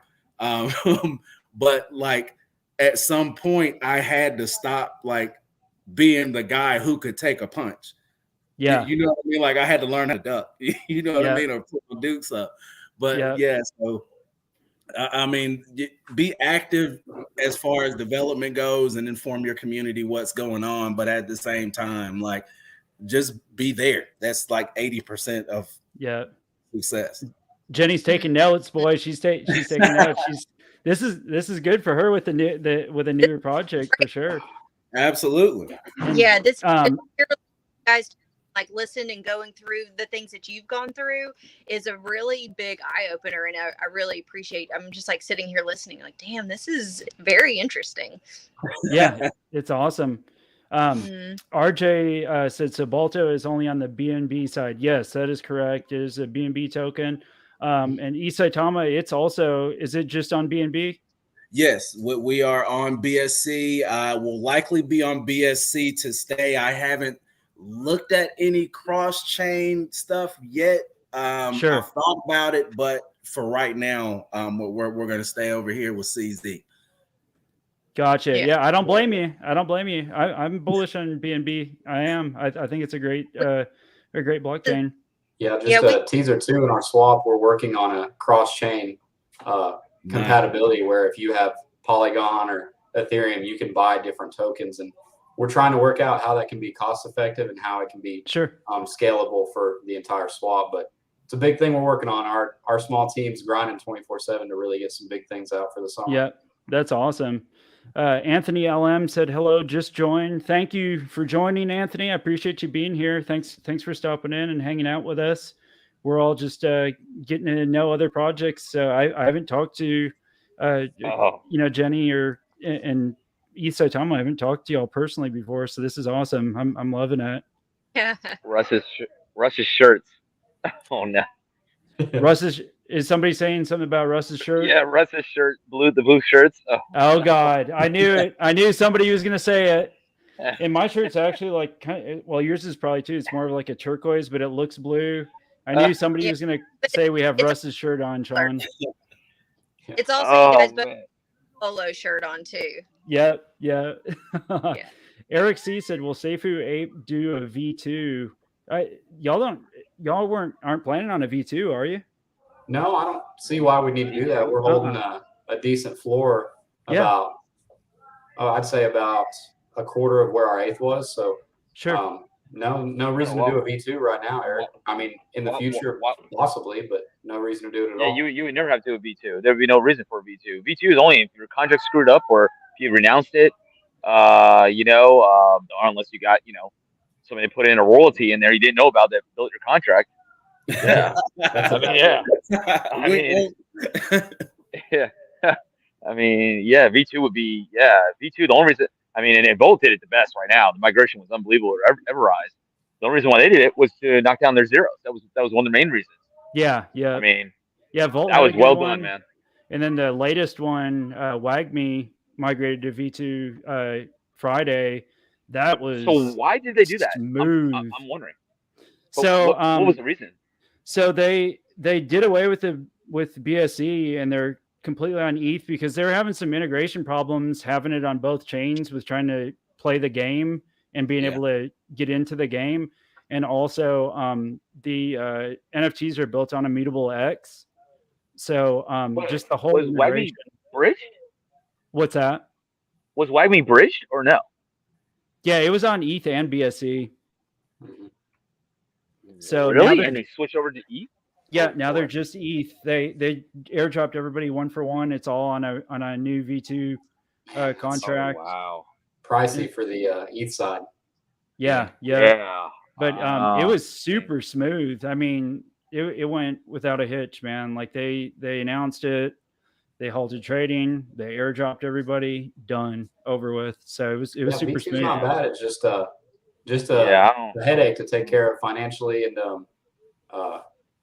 coordinate everything to make it smooth. Heck yeah. Yep. I'm sure it costs. Yeah, we're doing a bridge coming up. And it's gonna be great to have both the BSC side and the ETH side. But yeah, to migrate to one, I guess Yeah.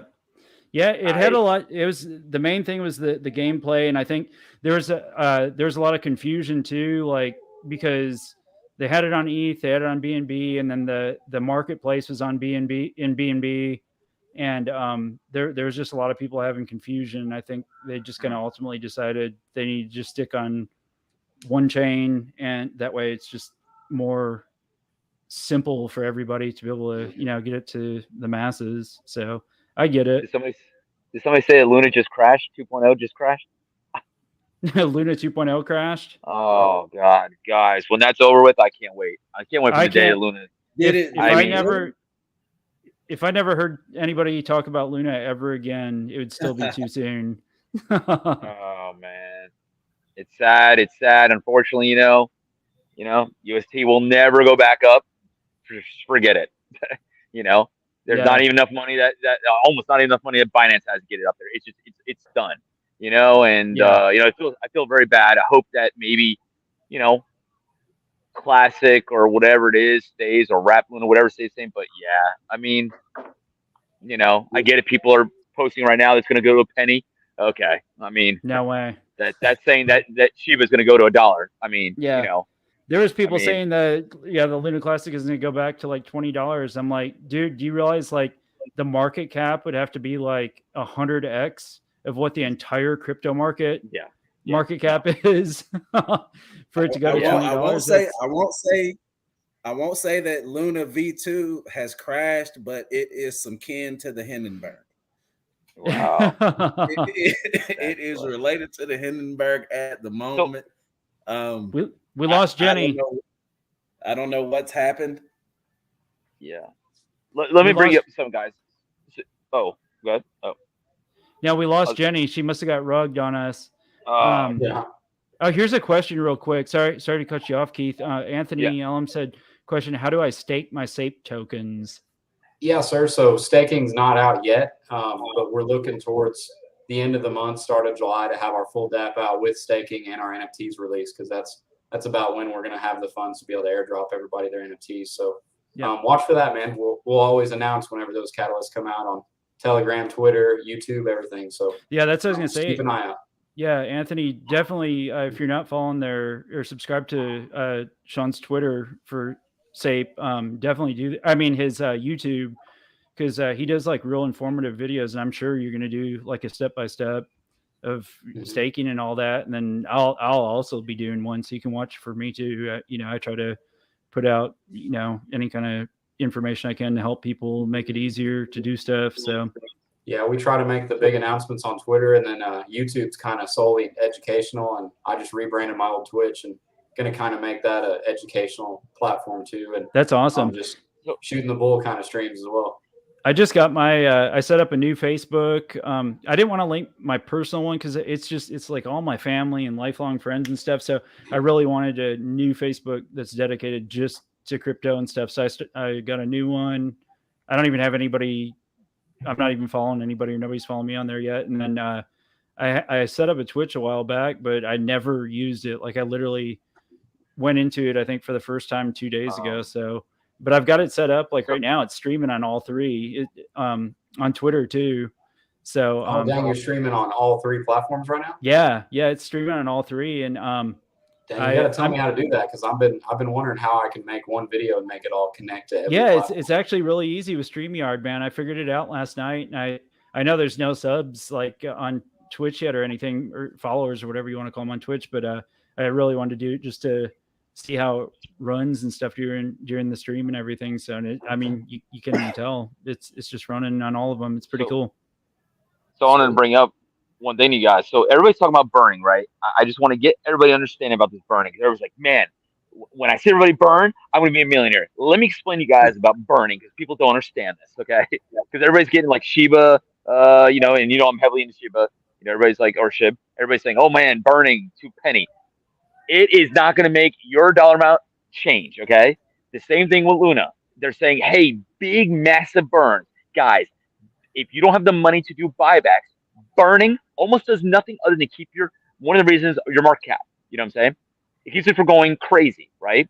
Yeah. But when people are saying burning, I can say, hey guys, I'm going to burn 80% of our supply. Does nothing until you do the buyback. The buybacks, that's why you want to do a buyback plus burn. Yeah. If you don't do a buyback, those are the two different types of burns. Right. Those are the two different types of burns, just burning the supply and the buyback and burn. You're absolutely correct about that. Correct. And Luna's doing the burn. Listen, they're getting everybody on this. The whole thing is they're making money. You guys are not going to make any money because it's going to sit there the whole day. And you ever wonder why they burned, what was it? They burned like billions of tokens. Guess what? The numbers went down. So you have some of these YouTubers that are on there. I see one guy on there that's just hyping this thing up. Hello, dude. Do you understand what a burn means? Yeah. I mean, I'm just trying to say, because it just sucks to see all these guys that are great guys in here. Steve, you got that guy, all these guys in here, and you're hurting all these guys that are in here that invest, whatever they invest in, you know what I'm saying? Yeah. The people that are advertising it for them or tell them, hey, to go on these tokens, people are like, oh yeah, I'm gonna be a millionaire. And all of a sudden, wait a minute, a burn doesn't really help me. Yeah. I mean, so I just hate to see that. There's a lot of influencers that just absolutely shill the burns and stuff, and I can't stand it. I just try and keep it real and stuff, because I do not want to give anybody any kind of false hope over stuff that's not.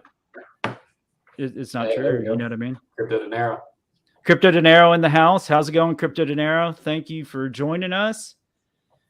Let's see here. Anthony said, okay, is Coinbase wallet okay for staking Sape once available? Currently holding on MetaMask. Yeah, so any wallet's going to work in the staking platform, and we've got also with the full DApp, we've got a Safuape wallet in development. It's nothing super special compared to the other wallets, but it is a little bit more simpler. So people like my mom and people who aren't into crypto are able to make their wallet a little easier. So that'll be developed. But all these wallets are essentially the same, Anthony. They're just a glimpse into the DeFi world, into your assets. So any wallet you have will be compatible with the DApp.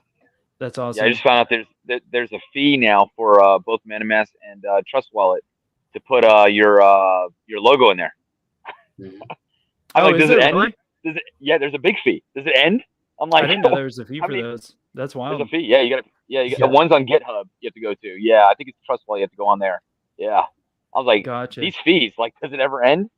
It's just for those that don't know, it's a lot of money to do all this stuff, and unless you're really established or have a huge pre-private sale or a lot of capital backing from angel investors or anything like that, it's hard to really go through things, and that marketing wallet can get almost down to zero pretty fast.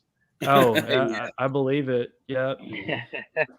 Yep. You know, especially ETH. ETH, you could build a little more. You know, on the ETH side, if you have it in Trust or you have it in MetaMask, whatever it is, you could build off of that. So when you have ETH, let's say you don't touch your marketing wallet, right? And ETH goes up to, like, say 4,000, then you're golden. Right now, you can advertise right now. Look at the people who are advertising right now. How much is it helping them? That's what you always look at, right? Look at what everybody else is doing, and it's like, it's not really helping them. Their numbers are going down. Well, then, okay, maybe I should wait. A lot of people right now are feared. What is it right now? 14, the fear index right now. Yeah, it's like 13 or 14. Yep. Yeah, I'm not the smartest guy in the world either, but I look at a lot of things, man. I look at shorts on BTC, what's going on right now. They're a little bit high right now. You can look at it on Datamish. That's a Datamish. I get my data from there. And Data Bitcoin. I get my information on there too. So I can see what's going on with the the ordering, books, and also see with shorts. If shorts are high right now, I don't know. Something could be happening that's not good. Shorts go down below 1,000, then I'm gonna sit there like, okay, I think we have something good that's gonna be coming in the next week or so, and maybe it could last a little longer than that. Yeah. What do you guys think? Each of y'all, just you're talking Bitcoin and stuff. What do y'all think the market will do, like, through the summer? In y'all's opinion, do you guys think there'll be a decent bounce? It'll be steady. You think it'll be steady? Yeah. There's too much buying power at 29 and 29.5. I mean, that's what I see. But everybody else probably has their own opinion. Yeah. And the market now is a lot different than it was in 2017, 2018, because we've had so much more adoption. Exactly. And so much more institutional money that's come in. That's why you're starting to see, like, a lot of the larger projects aren't having those huge runs like they did before, because it's a lot steadier. You know what I mean? Projects have a lot more liquidity, which reduces that price impact from people being able to make it moon overnight or within a short period of time. Yeah, I agree with that 100%, man. I do. Good. And just imagine a few years from now. I mean, as it gets adopted more and more, it's gonna be. I think it'll be a good thing. Oh yeah, definitely. ETH gonna overtake Bitcoin. You think so? Yep, absolutely. Yep. Next year. It wouldn't surprise me. About it, like, Bitcoin is really outdated technology. I mean, it's from Bush was in office at that time. It's just the granddaddy at the moment. That's really it. But as far like I look at it as the gold part of crypto, and Ethereum would be petroleum because it's Right. so many different uses, and it's Sure. literally used for gas. Yep. What we call gas, anyways. But it just it Bitcoin's outdated. I don't get me wrong. I think it's the purest form of decentralization that's out. But yeah. at the same time, I mean, somebody's going to do it bigger and better. Exactly. Yeah. Exactly. Yeah, I think this summer, I'm an optimist, so the sun shines brighter in the summer. I think we're going to have a good little run. Probably end of June, start of July, maybe end of July. Maybe not like last year at all, but definitely I think we'll have a good little uptrend. Yeah, and, even a little decent. Watch, like what we're coming up on is a whole new round of being early, right? Because we're coming off like the tail end of the last run that we had. All of the marketing deals have run out. You're not seeing as much spamming. You're not seeing as many like scam, like, because all of those people have essentially shaken themselves out. So what we're coming up on is a whole new cycle of being early on projects. Yeah. Right? Yeah. So like the best thing to do is to get yourself established to be ready for that kind of run. Because like one thing that I've seen, and I used to, I did like in my business development consulting business with my LLC, like I consulted companies to develop growth strategies for them, right? Because not growing can be like just as detrimental to a business as growing too fast. And if you grow too fast without having the right infrastructure there, like not sustainable. It'll crash like a house of cards. And you see it all the time with projects in this space because they grow so fast. And then boom, now you've got 1,000 new holders. And the moment that they come in, they go into the Telegram and say, win marketing. Okay, what's next? And you're like, what the hell, dude? We just went up 300%. 48 hours ago. Like, what do you want me to do? You know what I mean? And they're like, well, win marketing. What's next? What are the plans for the project? You know, read the white paper, dude. Yeah. But again, like it takes time. I said all that to say, like, it can be detrimental for you to grow way too fast and not have that infrastructure in place and be prepared for it. Yeah, I agree, man. I agree 100%. C-Cuz, how's it going, brother? Thanks for stopping by, man. Appreciate you being here. Yeah, I agree with that 100%. Jenny, welcome back. Thank you. You got rugged for a minute there? I had some technical difficulties, but it did give me a chance to like take a little mini break. And so now I'm back. I thank you for letting me back in. I appreciate it. Yeah, absolutely. I feel like I came in right at the perfect time too, because that was a nice little knowledge drop right there. So I like what you're saying. Yep. Yeah, TJ Bolto, he said Jenny got rugged. Yeah, she did. and you are welcome, TJ, and we'll definitely do this more often too. I like doing this. This is cool to do. Once in a while, just get multiple projects on and just visit about everything. You know, we can talk about the project some, and then just talk about everything. It's cool, very cool. Because I'm learning a lot too. Like another thing that you're starting to see, right, is look at all of the people who were quote unquote influencers, like leading up to the fall and the winter. And then as we went from 2021 to 2022 and have gone into spring and summer, like a lot of those people have begun to fall off. And that's another reason I say like we're coming up on the cycle of being early again, because we're starting to see a lot of those deals run out. A lot of those people kind of lose steam. They lose steam because a lot of them had hype off of like a certain project or something. Exactly. So that's really what pushed them like just through the roof, you know. And I have noticed it with some people. Absolutely. Exactly. You know what I'm bullish on? I'm bullish on Crow. I don't care what anybody else thinks. Oh yeah, Crow, dude. baby. Kronos blockchain, Crow to the moon. They spent way too much money almost. Stuff. What's that? I definitely want to do more education stuff because last year's bull market was kind of great, but now everybody who's hopping in the space, they see all these success stories from Shiba holders that were down 90% for 6 months, and then now they're millionaires. And they think the marketing last year that worked, which was a couple YouTube AMAs, some promo videos, a news article, and then you just put out your roadmap and have a decent looking roadmap with a good utility that you have planned, or maybe just a prototype utility, and you'd shoot up to a couple $100 million. And that's kind of the expectation right now, and it's kind of hard to get that through. And we're trying to get more business mind. Like, hey guys, it takes time to really develop a business, and being out for even just 6 months isn't very long for a business at all to develop or really grow. No, absolutely. Yeah. And they want it now. They want to 10x literally like right now. And that's why you're seeing so many people chase after launches, right? So everyone wants to get in on a launch so that they can catch that, 10x, 100x, and then they're out. But what they've done is made themselves easy targets. Yeah, absolutely. Literally. Big time. You know what I mean? And I tell people this all the time. I'm like, it's starting to kind of get hard to feel sorry for people that get taken advantage of in certain instances. Cause I'm like, dude, you literally over and over. Yeah. You invested in a project that was named, I'm going to rug you.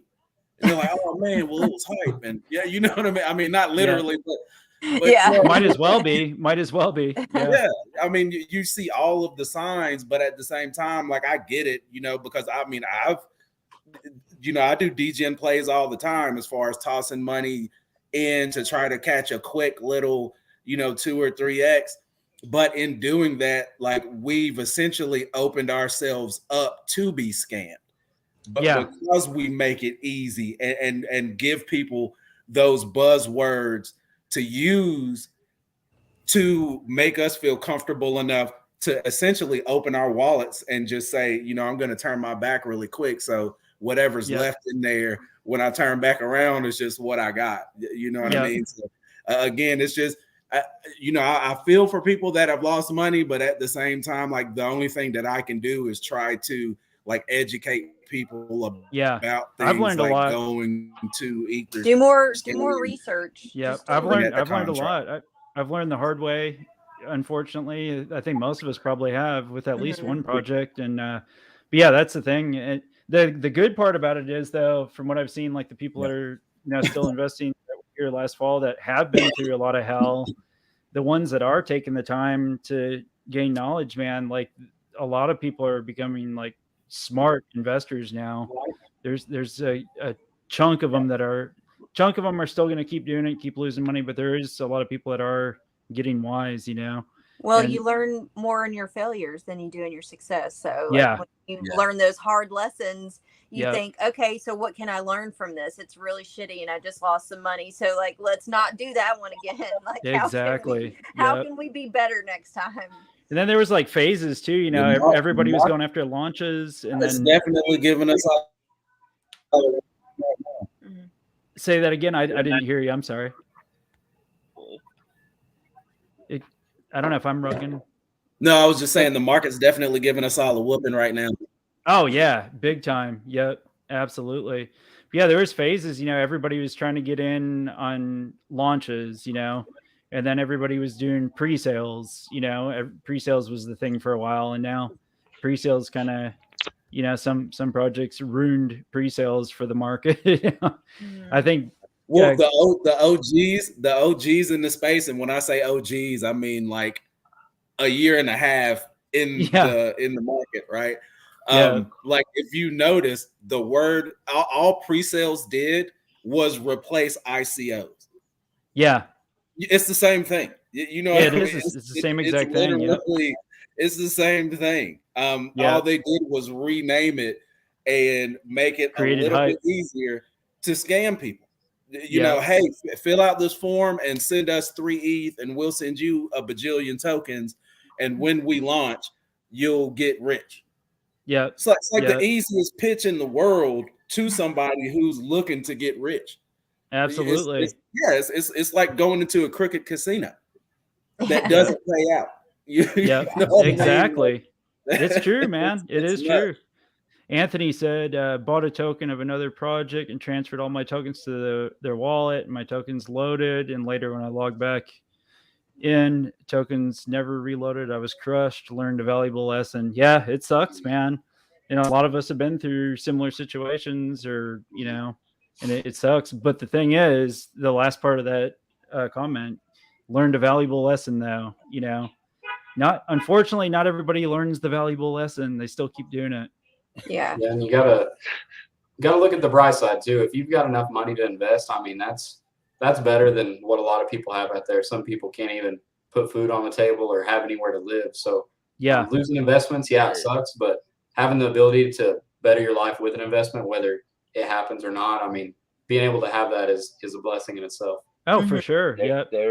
There's some wallets that I've seen that invested with us that one had $884 million in his account. Guys, there is people that have, and that's nothing. That's nothing.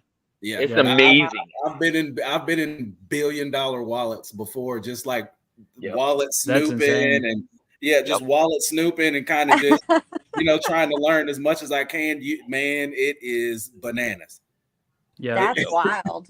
That is wild. Oh yeah. Oh man, like I said, when I bought in Bitcoin and ETH, I bought it. Oh man, I never sold, and I told everybody the same thing. You know, I bought Bitcoin, ETH. I bought a bunch of Bitcoin, but I bought it when it was. God, I forgot when I bought it, but it was below. Actually, it was right at. I think it was right at 1,000, and I never sold. And that's the thing. Yeah, I mean, it was a little bit harder than that. And ETH I bought when it was $100-something. The thing is, see, I never listened to anybody, and so today I never sold, and that's the thing. You know, if you. You know, when buying these things, for me, I held and just said, you know what, I'm not gonna listen to anybody. Remember back then there wasn't any Twitter that was going on about crypto. There wasn't YouTube, saying, hey, the market's gonna go up and today the market's gonna dump, Yeah. There wasn't any of that. So I never listened to anybody. And that's the thing today. It's like Shiba. I bought Shiba when it was a couple months old and I never sold. And I own a lot of Shiba. And that's the thing. So everybody asks me, how do you do it? Well, remember, everybody's like, well, hey man, you must have a ton of money. Yeah, but remember, it's not your money until you sell. Exactly. Once you sell, it's your money. So I'm waiting for Shiba to hit the next decimal. I told everybody, or the next zero, and I'm selling, and I will be, I'll help people. That's the thing. That's one thing. I want to help. That's how I feel too. Yeah, you get lucky. Listen, 1 out of 10, you're gonna get lucky. Maybe not. Is it gonna take a year? Yeah, it could take years. It could take years easily. Yeah. Yeah, think about it. 2.0 is supposed to come out in August, right? Yeah. If it's correct and it really comes out, ETH comes out in August, and we have a bull run, you're going to see ETH go absolutely crazy. That's what I'm waiting for. Yeah. I will not sell until after 2.0 comes out. Yeah. So that's me. That's never. It's not financial advice. People can take listen. You could do your daily trading, but remember something. You'll have taxes. Remember, if you sell less than a year, you have more taxes. You'll also have on top of that, you'll have gas fees. Well, even if you're on no, if you're on exchange, I think it's a little different. But that's true. You'll have your exchange fees. So remember that, guys. Puerto Rico for a year. Good to go. Yeah, well, I heard that some people still don't pay their taxes right now and still haven't been in trouble. I know people. Some people in the space. That 5 years, they made millions of dollars, never paid their taxes. So I don't know. Man, that's insane. Hey. That's insane. One guy said, "Come." Yeah, it is. One guy said, "Come get me. You can't do anything to me," and that's the thing. Man, what sleep at night. Yeah, it's crazy, but that is the stuff that he goes through. But again, what laws are in place? I was talking to this in the other community, one of the other communities. What law? There's certain laws that are in place. You know what I'm saying? Exchanges, when you deal out of the country, I get what the guy did. I get it. I understand what he did. He went out of the country. Oh, not out of the country. He dealt with DeFi, and and I guess he dealt with either Trust or MetaMask. Well, good luck. They don't know who you are. Exactly. So, yeah. Unless you bring it back to fiat, which you're probably not. Yeah. Exactly. But that doesn't mean don't do it the way he did it. But I'm just saying, there's so many little rules. Out there. And that people are taking. Yeah, the government's going to make their money. Yeah. Whether or not they're going to make their 50% right off of everybody, hey, that's a lot of money for them to make. But they're not going to. Good luck with regulation. They're only going to do so much. They're going to go after the stable coins. The stable coins, that's going to be the main thing that they go after. Yeah, they are not going to be able to control the crypto right now. It's going to be after Biden gets out of office. I'm telling you. It's going to be a long time, guys. So the easiest thing for them to do, right, is to attack the central exchange. Well, not attack, that's the wrong word, but to regulate, over-regulate the central exchanges, right? Exactly. Because in order for you to turn your crypto into money, 95% of the time you have to push it through a central exchange to get it to your bank, right? Yep. So you know what I mean? I mean, we've essentially given them the stick to hit us over the head. Okay. Well, no, sir, that's a great point. But here's the thing, right? Remember, follow the rule of the government, though. If you move USDC over to USDC, you do realize there's no taxes on it. Right. Now, how do they prove it now? See, that's what I'm saying to you. True. That's true. You can move millions over from USDC to USDC, and they can't tax you. That's true. There you go. Right. I didn't think about it that way. That's very true, though. They just passed a law on it. So see what I'm saying? Wow. So there's so many loopholes now that now, if you trade, go ahead. If they start, and they will go after the centralized exchanges, they're going to regulate the hell out of them. But what's going to happen then is more people are going to go in DeFi. More people will go into DeFi. Yeah, so, it's going to take years. And think about this, guys. A lot of the exchanges, bigger exchanges I talk to, a couple, tokens I know to, they only get part of your information. Yeah, that's it. There's no other copies, no contracts, there's nothing. Well, there's some of the centralized exchanges. I mean, that you don't have to do like KYC or anything. No, it's a bunch. Yeah. Well, no, they don't get a lot of your information. Yeah, so exactly. It's like, wait a minute. Then what? I don't understand. I don't know. That's what they told me. I don't know. Well, wait, what? That's crazy. I mean, they're living on the edge. They're living on the edge. That's go all back on the moving money side too. Little teaser for our swap and fiat tab. We're working on some to change the game with the centralized exchange solution for getting money to your bank. So, oh really? Yeah, nice. We're working on a lot of things right now, a lot of technical things, and our small team's grinding to get it done. That's awesome, man. Summer's going to be great. That's all I got to say. That's one of our goals, to have some big things out this summer. That's very cool. Yeah, absolutely. I see the guy right here. He says, pay your taxes. Yeah, pay your taxes. It's always the best thing to do. You know what I'm saying? With some of these guys, I guess it's a hit and miss. You know what I'm saying? But seems so basic. I mean, but there's certain things that you follow by. A lot of these guys, dude, I've seen some of these guys paying 50% taxes. They have no clue what they're doing. You know what I'm saying? A lot of it goes by your normal income. If you're paying 50%, you just screwed yourself over. Because the highest you should ever be paying, if you make $1 million, is 30. What is the max? What is the max tax rate? It's like 35. Whatever it is. Yeah, I hear some people talking to me paying 50%. What did you pay 50% on? Well, no, my CPA told me, dude, is your CPA a crypto? In the crypto? No. Then what are you doing? Yeah, that's the thing. There's not a lot of CPAs that understand crypto completely yet either. Right. So, do you think the government's going to say, "Hey guys, sorry, you paid too much. Here's your money back"? Yeah, you paid 17% too much. We're going to send you a check back. Oh my god! Hey, I want to give a shout out here to Crypto Clips Shane and everybody else that's jumping in. But I just seen Crypto Clips Shane come in here.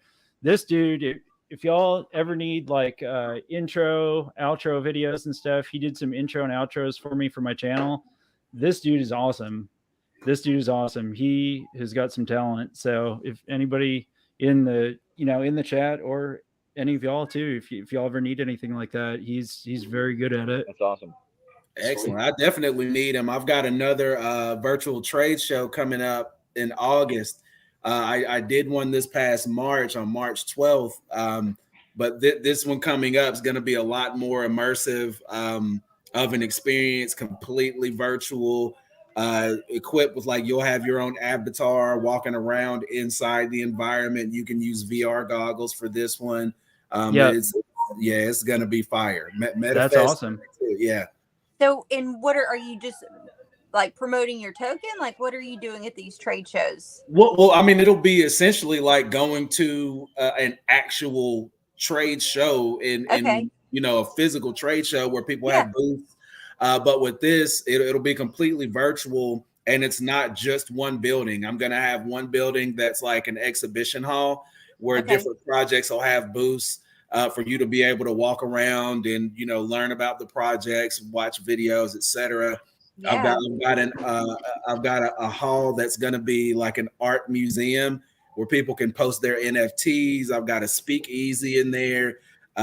There's like a basketball court. I mean, it's dope. It is cool. Yeah, it's dope. That's awesome, man. Yeah, and again, like you get to customize your avatar to look like you and everything.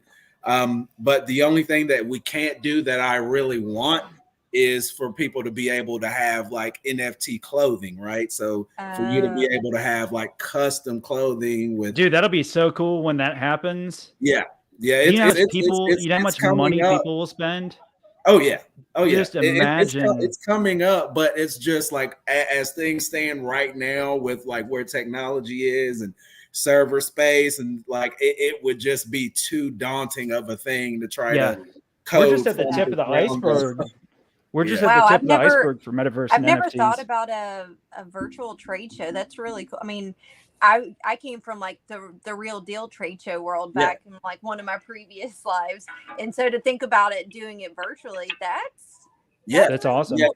The show that I did, absolutely, the show that I did in March, it was my first one as far as doing it virtually. So I mean, it was I went with a completely different platform, so it wasn't like everything that I expected it to be.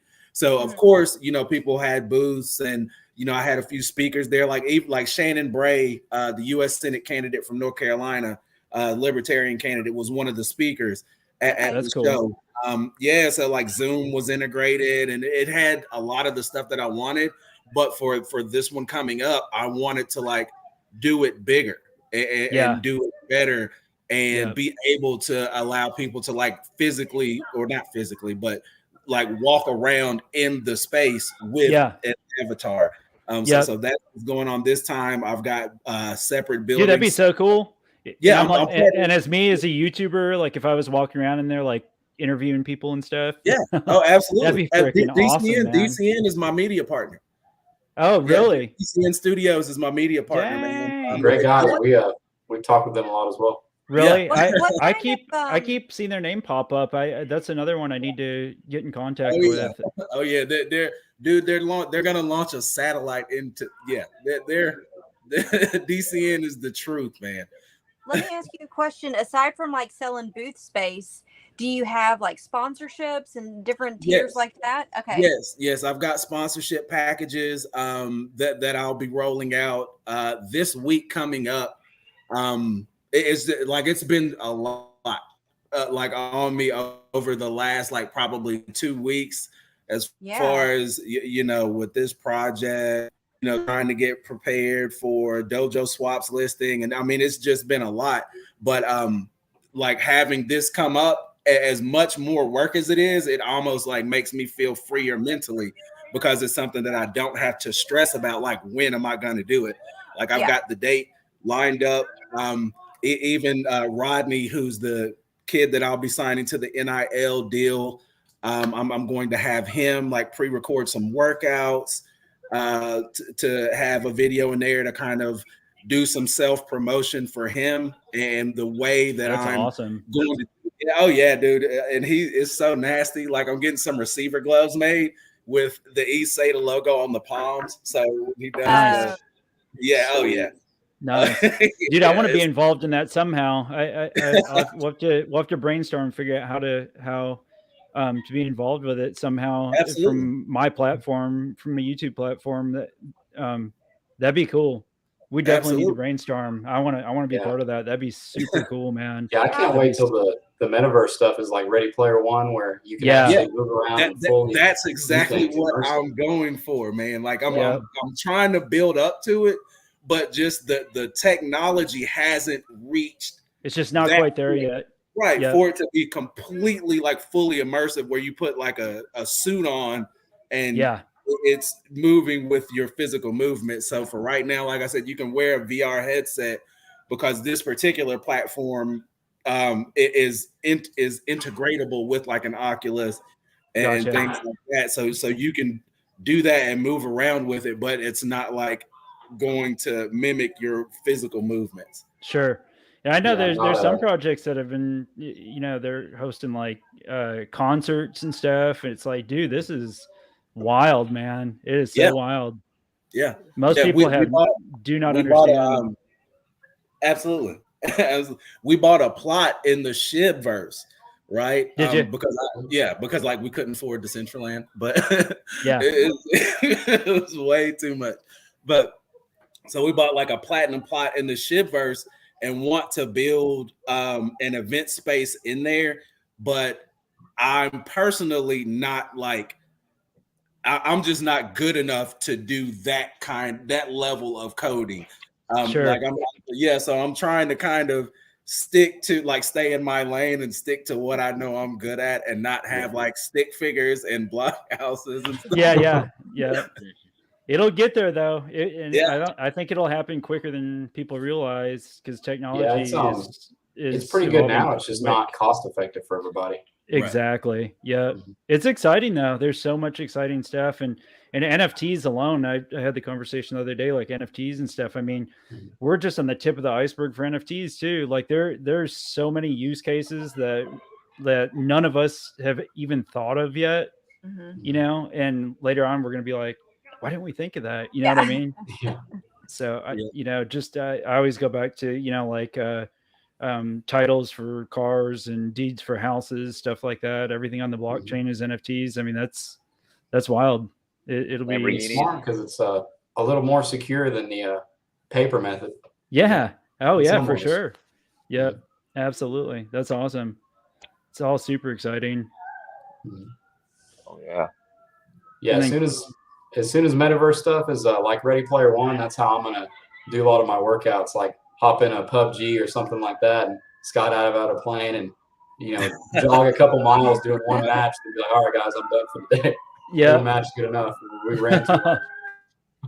CryptoClitz Shane said Animal Token on BSC does VR concerts. I think they just signed a few big names. That's cool. Yeah, I know that. I've heard there's a couple of projects out there doing VR concerts and stuff. That's wild.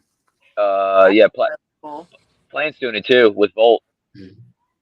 Oh yeah, that's exactly right. Big one. That's a big metaverse. Yeah, Volt's involved.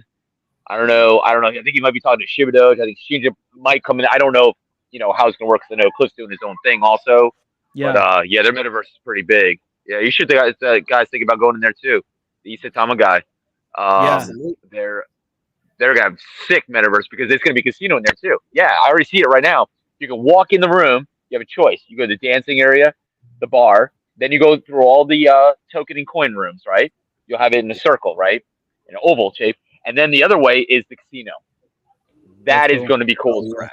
Yep. I think, and the thing about the casino is, guys, you can take off your VR. I think you can take off your VR stuff, so you can play normally. Yep. Because he wants you to concentrate.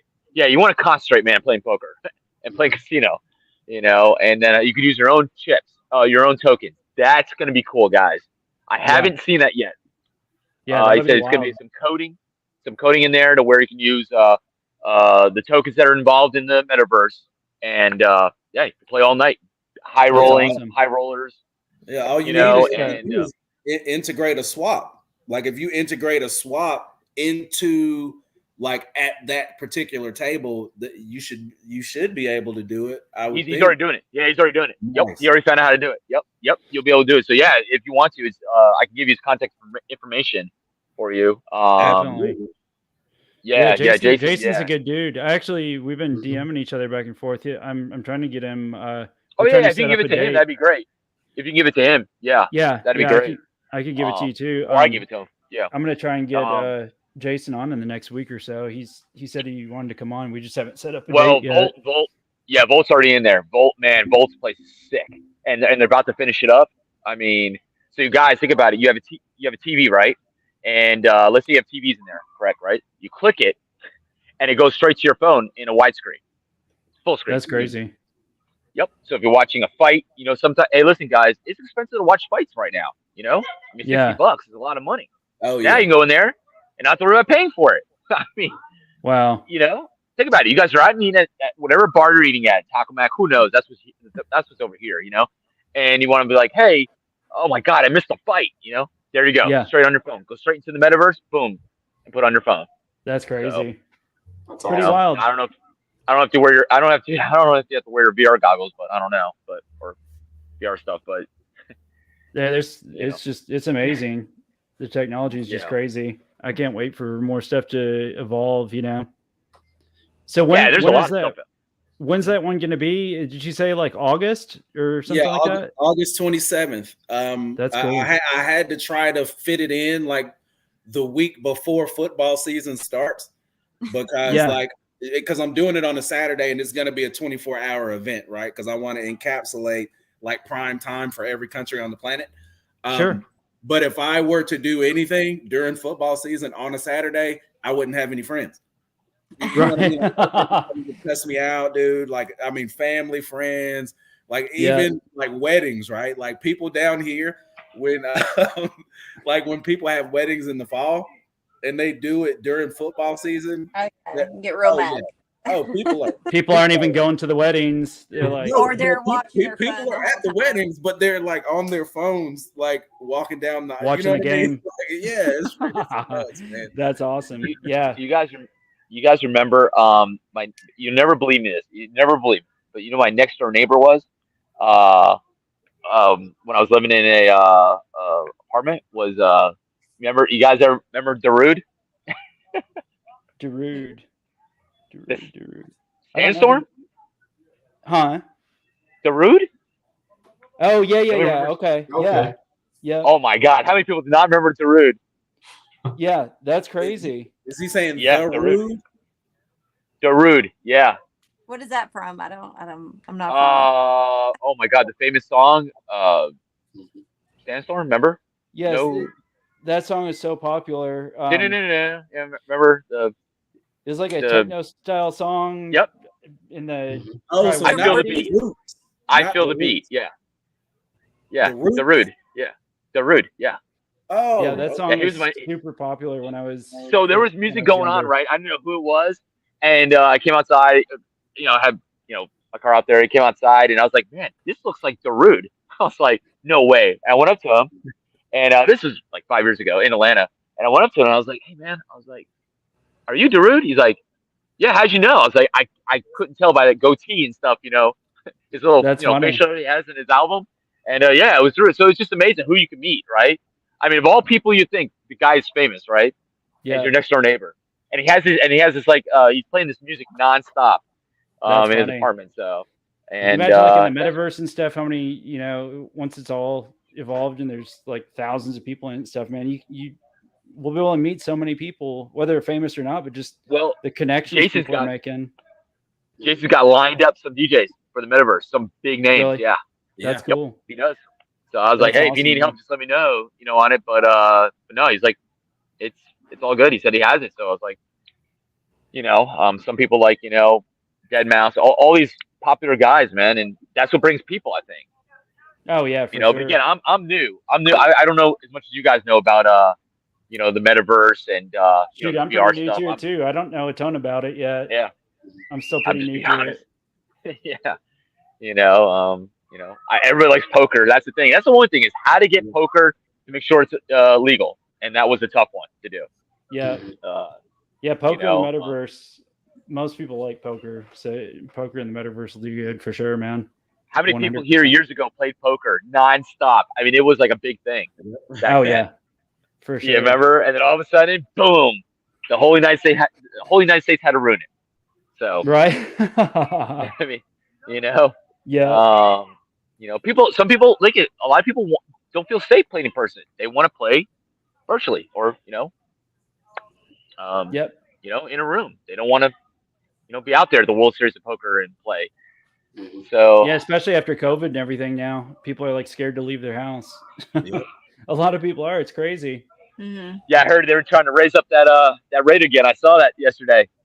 It went up a little bit and went back down. I was like, oh, here we go again, man. I was like, oh, God. I was like, no more. Not again. Yeah, seriously, not again. I mean, sad. It's sad. It was a sad situation, the whole thing, Yeah. We're all feeling the effects of it now. Oh man, we did. I thought when Austin was sick, I saw him sick on thing, and I think he just had a cold. But it's amazing. You don't know now, right? Like, yeah, I know. Sick. Oh my God, God, everybody starts freaking out when they get sick. Yeah, big time. Yeah. I was scared to cough on here. I was like, oh shit. That's hilarious. Yeah. That's funny. Yeah, it is. It's no, I'm glad all the projects here look great, man. That's the thing, Yeah, this is cool. I want to do this more often, having a bunch of projects on. It'd be cool to do it like once a week or once every couple of weeks at least or something. It's fun. Just we can all shoot the shit and talk about whatever. Not everyone is not perfect. There's always someone that makes mistakes. I think that's what people need to realize that are holders in your token, and it happens. The thing is how big a mistake you're gonna make, or how big is it? Is it gonna be a money mistake? You better not make a money mistake. Or is it gonna be today we screwed up. We thought it was gonna be usually I won't make you won't see me make that mistake, but a lot of people make it's gonna come out in the next couple of days. You gotta be careful what you do. That's just saying the same thing. Hey, I order food, but I'm gonna give it to you an hour later. Sorry. Right. Just on a big magnitude. How many times you go to a restaurant and all of a sudden, I forgot to make your food. It's happened to me a couple of times. It's like, oh, you did? It's cool. You know what I'm saying? He's like, you're not upset? Nah, it happens. Yeah. Well, no, we totally forgot to make your food though. I was like, oh, so it's another hour, and I was like, it happens. It's cool, With money, how many giveaways people aren't that patient with money. Yeah, you want to give giveaways, but remember, when you do giveaways, you want to make sure you buy the supply before you give it away. That makes sure that if they sell, it doesn't hurt the holder. You bought the supply. A lot of people have been giving tokens. A lot of people are giving tokens away. Like Ronnie, watch what I do with Ronnie's channel. I bought the supply. I showed Ronnie, here it is in my marketing wall. He's like, well, thank you, man, for being honest. I was like, yep. Not many people are honest. He's like, no, that's the problem. And then I gave it away. So it basically made the holder be more appreciative that I did that. So if they do, sell, it won't hurt the holder. So it's just something, I don't know. It's just something to learn, or something just to. Hey, cold pizza is better than no pizza. Right. Yeah. Seriously. I love cold pizza. I do too. Rob Huber said, what is animal token? I don't know anything about animal token. Crypto Clip Shane was talking about it. I'm gonna look it up though and find out. Is there a Miss Piggy Inu token? I think there is, right? Miss Piggy Inu? Yeah, I don't know. I'm hearing Kermit the Frog Inu. I mean, what is going on? I mean, there's a bunch of Inus coming out again the past few days. I keep seeing all these Inus popping up. Kermit Inu. I mean, guys, we're gonna think of every single name possible, and that's what makes the government say, "Okay, guys, we're gonna put a stop to this." I mean, seriously. Now you're gonna see in this market. Let's say it does get worse, it's gonna get better, and then it's gonna get real bad, guys. It's gonna be, trust me, next year it's gonna be probably pretty ugly, right? You're gonna really find out who's gonna last and who's not gonna last. Oh, that's what's gonna happen. Save as much as you can. Protect your holders, and make sure you protect your wallets. Put in a ledger, or whatever you guys do. I mean, and make sure it's safe. Yeah. And don't log into weird websites. Yeah. And delete your extension. Do not log in on the desktop. Oh yeah, I don't even log into anything on my desktop like that I use for streaming and stuff. I don't even have my wallets or anything linked on this thing. Anthony said, this is a gem, being able to exchange info, much needed to raise the crypto consciousness of the people. Thank you all. Yeah, absolutely. And this came together.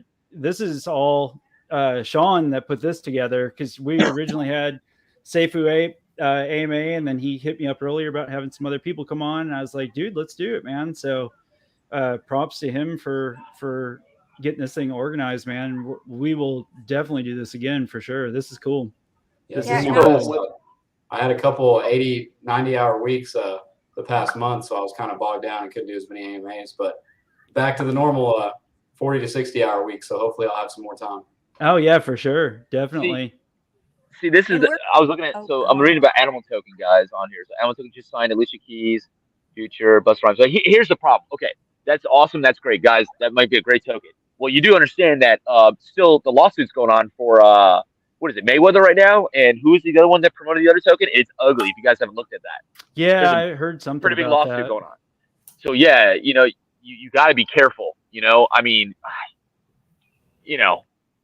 I could sign anybody. I could sign anybody and say, hey man, hey, Lil Wayne, or whoever it is, that I know. Hey man, you want to come over and pump up CBC? Yeah. Well, now I'm manipulating the market because now I'm getting somebody to pump up the token, and then it's going to probably die out once I can't afford them anymore. Yeah, true. That's what happens. Yeah, they're only going to get there so long until you pay them. So yeah, it could be a good token. I mean. Yep, exactly. Just be careful what you do. Always do research before you buy into something. Because I love other tokens. I love the DeFi tokens. You can make a lot of money off of them. Mm-hmm. But remember, do your research. Too. Hey, most people buy the token before it comes out. They're pre-sale. Awesome. Don't even see a white paper or nothing.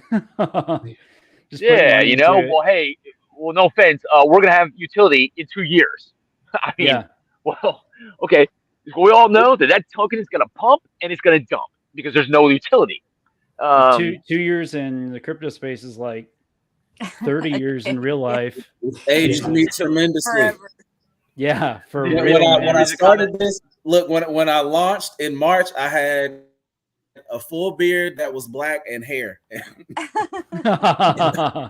That's hilarious. And now not. Lazy Joe said, "I'm gonna release petting zoo. All the animals will have rabies, so pet at your own risk." Trying to bridge the gap between animal lovers and adrenaline junkies. That's hilarious. Does anyone remember Gorilla Inu? Anybody remember that? I remember that one. Yeah. It was all. I remember. Oh my God, it's gonna be great. And then I started thinking, hold on. Then I started thinking, sitting down myself when I was thinking about investing in this. Right, I was like, wait a minute, hold on. Gorilla Inu. Investing in? How are they going to help the apes? Yeah, or gorillas. I'm sorry, whatever it is. And then I started looking. I was like, okay, is this going to last? What happened? Now there's $30 in volume now, and that's it. The owner actually left. He left the whole thing. So I was just like, I just started thinking, okay, Gorilla Inu, and then they photoshopped it, to show the check. I was like, okay, come on, guys. We all saw it was Photoshop. That's the problem we run into, with this, to make a quick hit. Now we're starting to realize that people are trying to do this are getting caught. Like the Suzuki guy that got caught. That was hilarious. If you rug pull on an exchange, good luck. You are going to get caught. I'm telling you right now. So they rugged on Hopit. You remember that, guys? Suzuki Inu rugged on Hopit. Well, guess what? Hopit does 2 KYCs. Yeah. They do the most intense KYCs, guys. On top of that, you have to have a part certic also. So when I guess they found out whoever it was or whoever it is in Hopit, they realized, oh man, this guy's going to be in trouble. They found the guy in Australia. That's how quickly that will happen, guys. They will find you. So if you try to rug pull on exchange, especially like us, we're like on big exchanges now, or pretty big up there. To an extent of tier 2s, they're going to find you. Yeah, there's no getting away. And you're going to go to jail at that point. Yeah, you'll go to jail. I'm telling you, if you don't, it's like fraud. It is fraud. You're stealing people's money, and I think it's wrong. And that's just what I think. I think everybody here is really, is pretty honest, and you guys can have great tokens, but these other ones that you see, guys, are the ones that are hurting it for a lot of us. Absolutely, 100%. I mean, I'm just confused of how you do it on exchange. I mean, could you imagine rug pulling on Binance? Oh man. Oh my, could you imagine, dude? That would be absolutely insane. They would find you in 2 days. Oh, for sure. Probably before you actually got the funds pulled out into your account, they would be at your door. Right.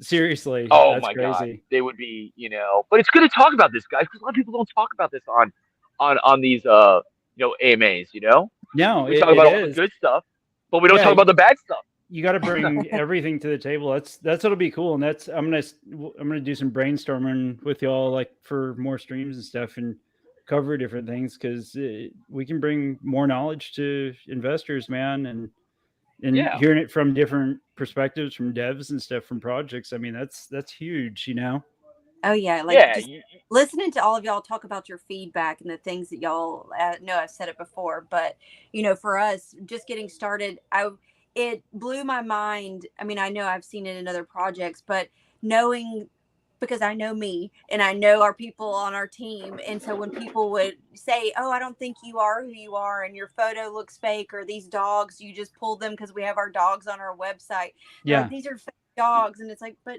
I know it's real. And so it's like, what is it going to take for you guys to understand that, like, we are here, we're real people, we believe in this project, we're invested ourselves in this project, like, we want to take it as far as we can. And it was funny to me. I just didn't expect that, I guess, because I mean, I don't know why I didn't expect it, but when you're your own person and it's like, no guys, I'm real. Like, hey, it's a real photo. Like, you gotta prove yourself for a while, because God knows what those people have been through before. They've probably been through something really bad, The first video AMA I did, like, people were just like, "Oh no, that was not her," or something. Like, it's like, well, I don't understand where this is coming from. It was a funny thing that we had to, like, get over. And then they were like, okay, all of our dogs are real, all of our people are real, like, real people working on the project. We're all here for the long haul. But yeah, that was an interesting thing to go through in the very beginning.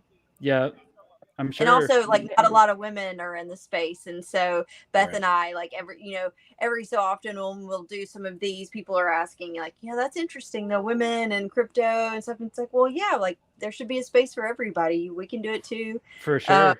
So I kind of like that we're kind of on the downside of it, because I think it'll hopefully get more women excited about it and want to, because I'm sure they're investing in it and they read about it, know about it, however they're learning. And so hopefully this kind of starts to pave the way, and they'll get, like that late girl yesterday when she came on. I just think it's cool. I hope more women start to do it as well. So we were talking about that the other day, and there's some awesome women in the space. Yeah, like Crypto Deb, I got to know her, like, the other night when we met with Crypto Queen and talked to her. There's been a lot of really cool women that have reached out and I've connected with. And so I hope it grows. That would be a really fun avenue to explore and have, more like women in crypto things. Definitely. So that would be a cool thing to do. Oh, 100%. That'd be super cool. So, yeah, we'll see. Maybe some of us will get together and form some kind of, like, group where we get together and chat and stuff. That could be for sure. Mm-hmm. It needs to happen for sure. 100%. I'm 100% on board with that for sure. Yeah. And then all of y'all, I mean, Keith's been on my channel a few times, and Sean, he's been on here a couple times now, but I'm going to just reach out to you, Jenny, and Travis, and, get y'all on, just on one-on-one AMAs too. That'd be cool, and then we can dive into the projects and stuff, and just we gotta get Austin and Crypto Realist on here. That's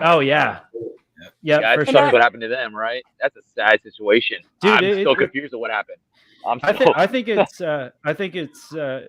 targeted, man. That's just my personal opinion. It's targeted because it's bot attacks.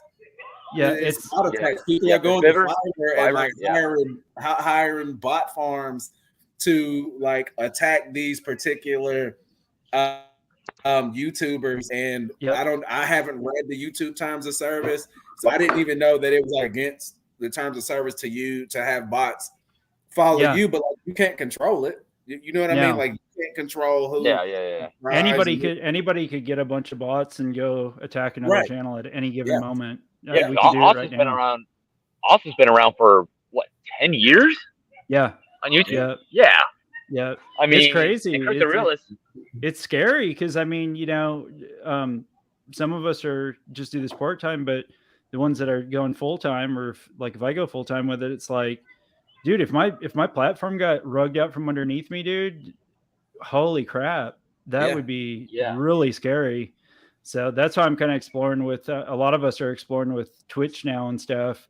We're going to be dual streaming and trying to build another platform just in case, because this shouldn't be happening, and it is happening. Right. But the worst part about it is that YouTube's not really doing nothing about it in a timely fashion, and they're not responsive. They're not saying anything.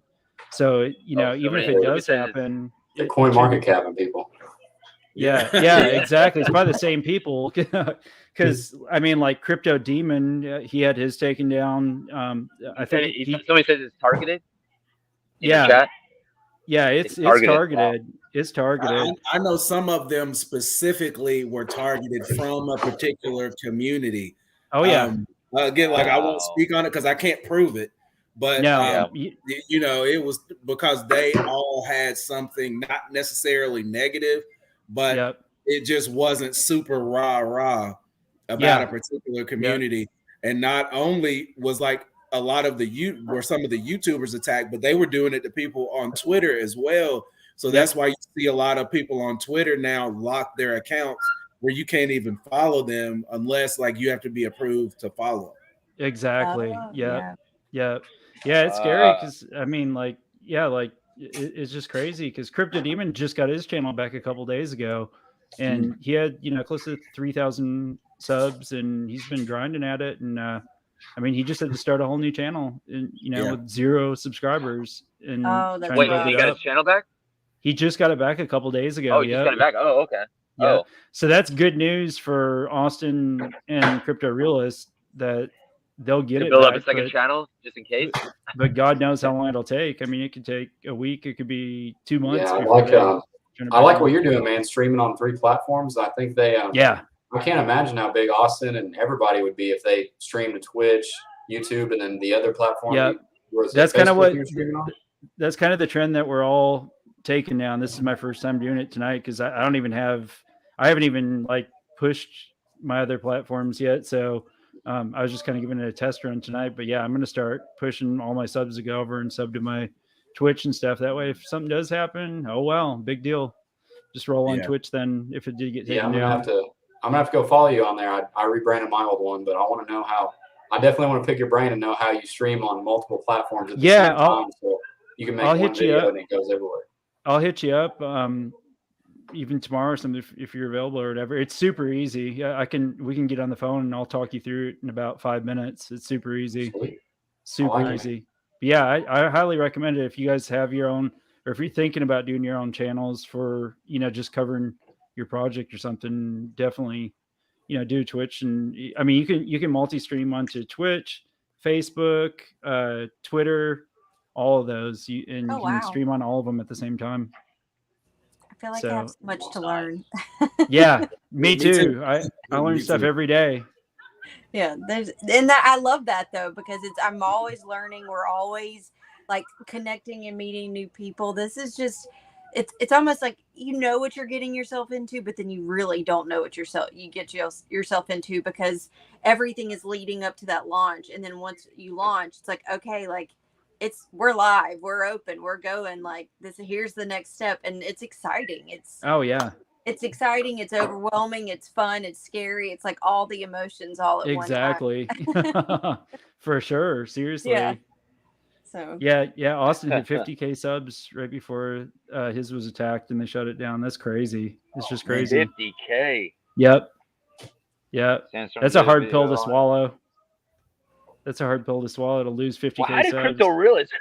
So we were all there watching his stream, like everybody else is, right? And all of a sudden, I swear it said termination on the black screen or something. It was literally during the live stream. YouTube literally shut his platform down and locked it to where he couldn't even get into the account right in the middle of the live stream. Like, what in the world? And then I contacted him. I was like, what? I don't know. He goes, and then, Yeah, it's crazy. So he's actually streaming on Twitch, and then Austin's streaming on Twitch too now. Rodney, I heard Rodney's been doing some stuff. I thought on there also. Yep. A lot of us are. A lot of us are starting. We're getting it started like this week. Do you make good money on there versus YouTube? Is it the same? I honestly don't even know. I think from what I've heard, you can actually make more money on Twitch because they don't take as big of a percentage. Yeah, they don't take as much. I know when I was gaming a lot and had around 1,100 followers. I'd have like 5 to 15 people watch me and a couple subs for the whole month, and I made like $100 a month just doing 1 or 2 videos a week. So it's not too bad at all. Yeah. Yeah, you gotta holler at my boy Gap Center about Twitch, man. He is huge on Twitch. Really? Yeah. That's awesome. Let's see. Lazy text. What is your Twitch account name? I want to sub in advance in case YouTube continues their shenanigans. Honestly, I forgot what it is because I just finished setting it up the other day. I'll put it on my Twitter when we get off the stream. Lazy. I'm gonna put a link for my Twitch on there. That way, whoever can go follow it. Shaman says it was crazy when CR got. Yeah, it was nuts. Yeah, it was stupid. What you got there? Trying to show your. Oh, it worked for a second. Trying to show your profile here. There we go. That's if my webcam will. It's hard to see it. Oh, is that my Twitch profile? Yeah. What is it? TX Tornado Crypto, right? That's it. Yeah. You should be able to just look up. It's all one word, all lowercase. Lazy. I still got the budget webcam and still put water in my dish soap, so I'm working on some upgrades. It's TX Tornado Crypto on Twitch. I'll post it. You never know. There's probably 3 of those on there, right? There's like 3 fake ones on there. Who knows? Yes. So I was kind of actually pretty proud of it. Keith, we were talking the other day, and he's like, "Dude, I've been messaging you, and here it was a fake account. It was somebody created an account, same profile." Oh yeah. People were getting messages from him. It wasn't his account. I was like, "Dude, I finally made it in the space. Yeah. So the other day, Cliff, people were saying, "Hey, Cliff, why were you DMing everybody on Twitter?" He goes, "Huh?" And all of a sudden, somebody put 78 instead of 76 on it. Oh yeah, I heard about that. Yeah, changed the number. One number off. He's like, "What's going on?" Everybody thinks I'm scamming. I was like, "No, dude, I think your name got hacked or something happened." Yeah, 78 showed up instead of 76. Oh, nice. I mean, Steve the Canadian is on my Twitch as we speak because it all comes. That's the other thing, Sean. It all the same chat. So you can see next to it, it's got the little Twitch symbol on the cool message. So you know cool. which medium that they're like viewing the live stream. Say that again. I'm sorry. So that now you know, like you can see which medium they're using. Yes. Yep. Like, see, I'll pull this one up and see. It's got the little YouTube symbol on that one. That is wicked. Oh my god, that is awesome, guys.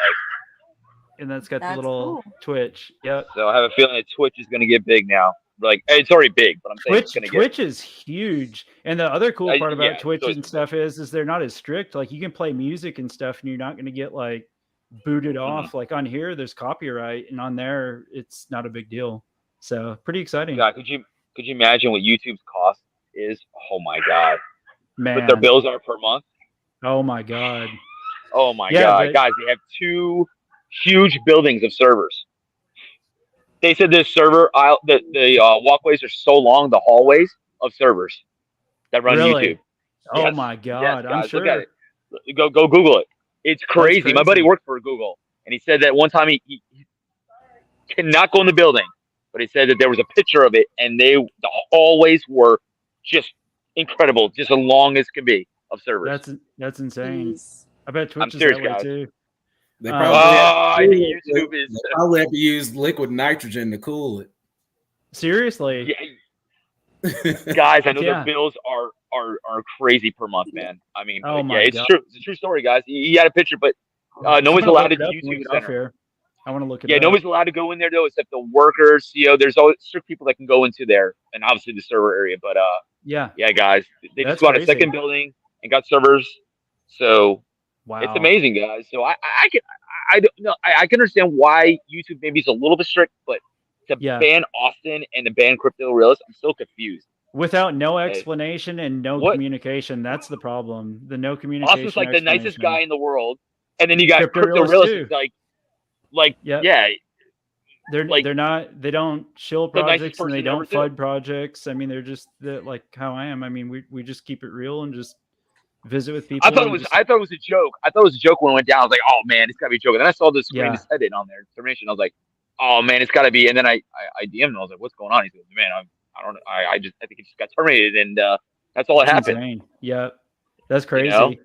Our realism trip, I just asked. He said, "Been here." I was just looking at it. He's on my Twitch too. That's awesome. Well, that's super cool, Sean. Yeah, I'm gonna have to hit you up. It's not well. If we get off here in a little bit, I can guide you through it tonight if you've got a minute when we jump off here, Sean. Yeah, Twitch has been big. Yeah, Twitch is a big place, but it's getting bigger though. I'm hearing like it's So from what I've heard, like the whole integration and like everything with Twitch, from what I've heard from YouTubers and stuff, is they like Twitch better. So yeah, we'll find out. Not as popular publicly, but I love the platform. It's honestly a lot smoother and a lot more compatible with streaming capabilities. It's just not as easy and widely accessible as YouTube is. Yeah. Rocket Club said it right. He said Twitch has been big. It's just that we're all in our 30s. You remember? You guys remember MySpace, guys? Oh yeah. It's still big. It's still big. People don't realize it. It's still big. That's crazy. MySpace, and you can see you can still see your old profile if you remember your URL. Yep. Oh gosh. God, yes, I'll have to think of mine. I need to look it up. I haven't. I was a part of Facebook when it first started, when you had to have a college university email. Really? I had my Alabama email. I think I was a junior because it started in 2004. Yeah, you had to have a .edu email address. Yeah. 2000 and that wasn't gonna work. 2004, I think. Yeah. And then I knew that wasn't gonna work. It was only certain schools, like your school had to have been approved. Like, because I remember when they were adding schools, because some of my friends went to smaller schools. And they were like, start requesting that they add us. I remember. That's crazy. Yeah. Thank God that LimeWire at the beginning before it got what it is now. I'm so thankful that there was no iPhones or anything like that when I was in college. Right. Like that. Yeah. Like it was Facebook was just getting started as I was leaving. And so I'm very thankful for that. Yeah. So people remember LimeWire? Somebody put LimeWire in here? Yeah. Does anybody remember? My good guys doing LimeWire. Yeah. My good friend. Well, I'll take you back to Napster. My good friends that were in our nightclub was the Three Bad Brothers. Yes. Anybody remember them? Who? What was it? Three Bad Brothers? No? I don't remember it. Mm-mm. Oh my God, you guys gotta look them up. They did the remix of Kanye West. Oh, really? Twister. Yeah. They were like a big popular just DJs. And they came from LimeWire. Well, LimeWire was one of their, where they were on, but somebody's mentioned LimeWire, but wow. Yeah. I remember LimeWire. Everybody's I'm on not Twitch now. a DJ person. I didn't grow up with a lot of DJ music, so that's probably why I don't know. Yeah. I'm there with you in the age. I'm not there with you in like the DJ. I had a whole other collection of music I was listening to back then. Did you read the comment right here? Says, everybody's on Twitch. I got Steve's in Twitch, Racket Club's on Twitch now, Nice. Shaman's on Twitch. That's awesome. So now I can see that it does work. That's awesome. It says somebody in here says, so we saw a comment from V2 Pack saying, Austin, you're next. And the next day, his channel was gone. Really? Yeah. Wow, is that serious? Yeah. That's crazy. Yeah. And it was the same guy. He was sending other people messages too, but he was from that community I referenced earlier, and said that he was doing it because they were fudding the project. That's crazy. Yeah. So right after Crypto Realists, we everybody was like just retweeting and tagging YouTube and stuff. Yeah. And there was somebody from, it's probably the same person from another community, was petitioning basically on there saying that they shouldn't reinstate Crypto Realist channel. They should keep it off of YouTube, not let them come back. It's like, dude, why? Right. If that's the case, what has he isn't ever there like done no to anybody? Isn't there like stuff on there that's like, I'm not saying anything bad, like NC-17, like there's some stuff on there on YouTube and it's still going on, but we ban the people that don't even do anything wrong. I know. Yeah. That's what's so frustrating. Yeah. Okay. 36-hour download on a movie to find out it was a looped ad. Yeah. LimeWire. That's hilarious. Oh my God. Napster. Yeah. Oh God. Those were the torrent days. Those were the torrent days. Download a movie. Oh man. Pirate Bay. Everybody remembers AOL chat. Who remembers AOL chat? Oh my god, that was the funniest thing when you hear the what is it, the modem thing, 16.4, the 16.4 modem speed. I was like, oh my god. Look where we came out now. Now we have phones with videos now. I never thought we would have this. It's just a computer, little computer in your hand. I mean, remember the big screens that were so big? I mean, that's why people have that's why people have anxiety so much now, man. Like our brains haven't evolved to catch up with technology, right? Because like the last 50 years of technology for humans, like we've had more innovation in the last 50 years than we did. Well, let me say 60 years than we had than we did in the previous like 600. Right? Yeah, exactly. You take somebody from like 800 AD and you drop them off in 1400 AD and they adapt pretty quickly, right? Yeah. But you take somebody from 1980 and drop them off right now, they would lose their mind. Yeah. Hell yeah. I mean, think about asking somebody from like the 60s, right? Asking like if they came here now and like you showed them a laptop or a tablet, like computers were the size of entire rooms. Yeah. You know what I mean? Like the satellite that passed freaking Uranus, like your iPhone is 800,000 times stronger as far as its computing power than that satellite. Yep. Yeah. You know what I mean? Like our brains haven't caught up to that innovation yet. So like we don't know how to like process this kind of information as it's coming at us so fast. Yeah. Yeah. It's true. The AOL disc that shows up every week, that was funny. I remember getting one of those. I remember, and you get like free 60 minutes of it. Yeah. Old AOL disc. But remember the day that everyone's computer went down? I remember it. And I was remembering that everybody was like, wait till 11:59 hits on 99. Yeah. Remember 1999? Oh yeah. Y2K. Oh my god. Y2K. Well, because the computers were reading 99. Yeah. Yeah, everybody thought the world was going to end in Y2K. Everybody, it was all over the news. Everybody was hoarding. Yeah, but our computers didn't run though. Remember, our computers, because they thought that 99 meant 00, which was 1900. Our computers, remember back in the day. Yeah. So my computer failed, and I had to get a new one. Did it really? It did. Mine did. Yeah, mine read. Well, remember, most computers were 99. So after 99 was what? 00, but they didn't know if it was 1900. The computer didn't understand. I had a BSR back then. I know it was an old one, man. It was an old computer. I heard some of them did go down. But yeah, the whole world freaked out. Everybody thought that it was going to be the apocalypse. I remember it, but yeah, my computer didn't read anymore. I was like, oh, and I went to like a computer store. I was like, a computer place and repair it. I was like, hey man, what happened? He goes, you're screwed. I was like, why? Because your computer doesn't understand that after 99 is 2000. Yeah. So it went back to 1900.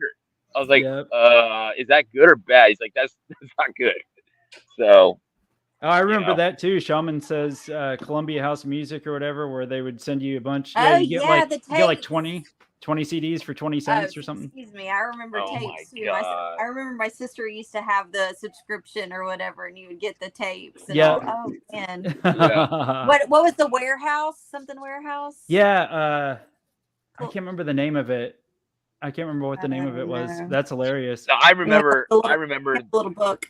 Yeah. No, I remember.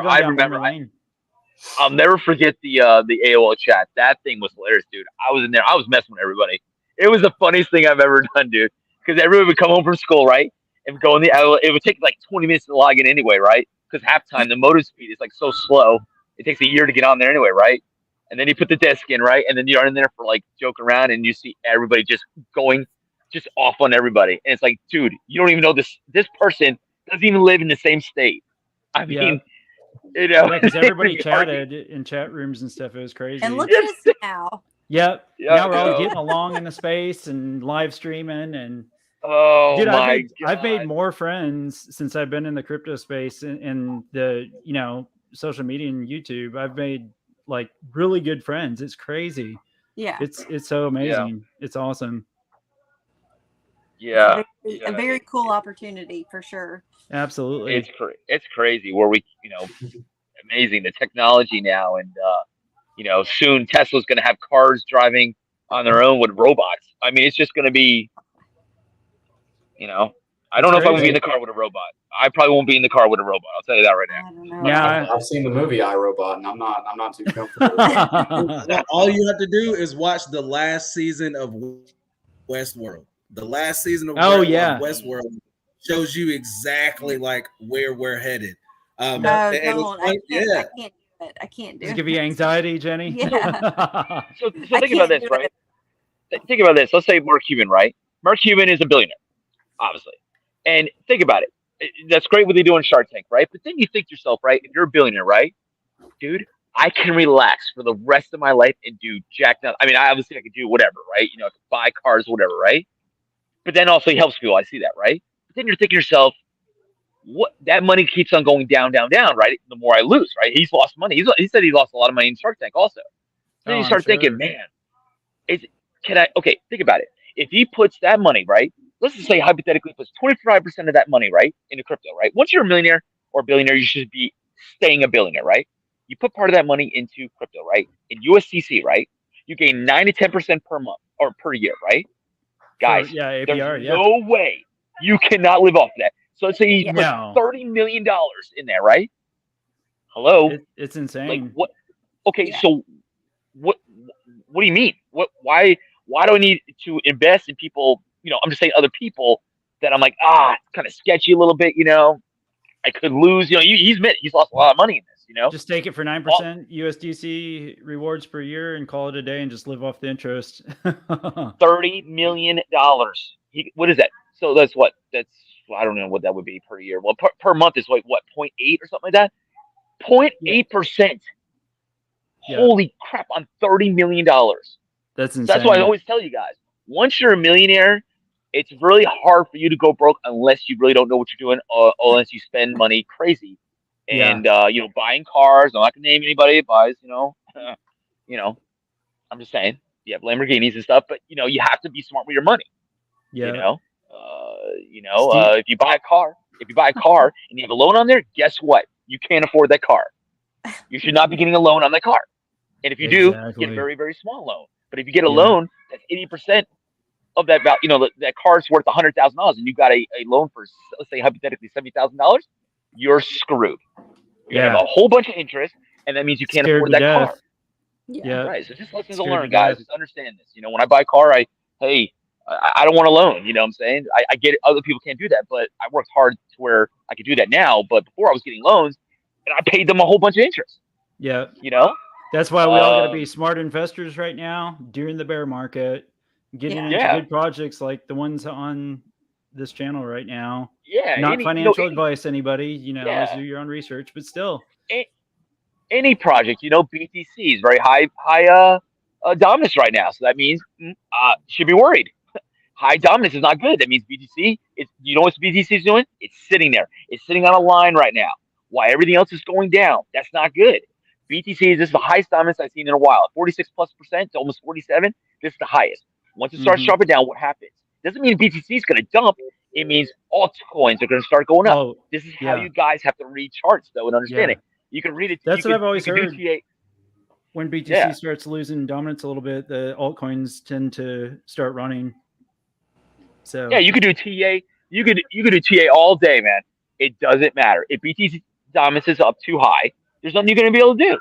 Yeah. And you start dropping. That means that people are putting their money into BTC, and that's why you see ETH going down a little bit, because people are moving money over to BTC.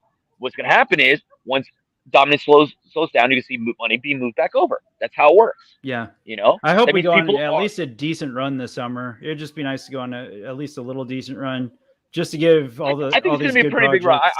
I think we'll have a pretty good run coming up. Yeah. And I think no financial advice, but I think it's going to end in November.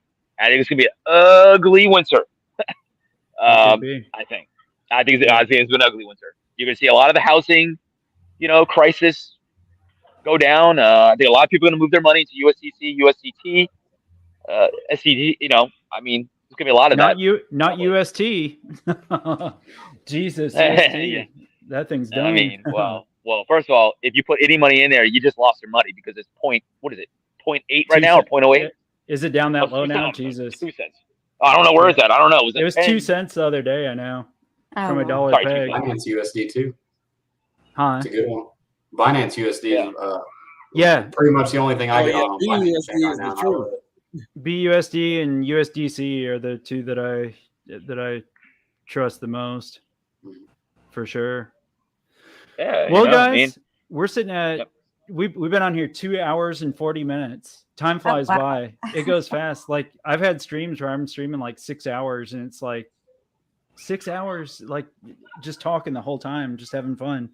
So, so I know everybody. It's a weekend. Everybody's wanting to chill out and relax. So I appreciate everybody coming on here and everybody that's been in the chat. And I definitely, Jenny and Travis, right? Travis? Yes. Travis. Yep. Okay. I don't know. I wish it would put the names on the screen from my end. You know, like on the viewers side, they can see all our names, but on my side, I can't see everybody's name. So, but anyway, I'll DM y'all and switch contact info. A lot of times, phone's the easiest. So I'll shoot you all my number or something, and then I'd love to have y'all come on and just talk about the project. Spend an hour or so and just kind of go through it, and we'll advertise it a few days ahead of time. That way we can, rally the troops and get them to come in and hang out and check it out. Yeah. I mean, I really appreciate it.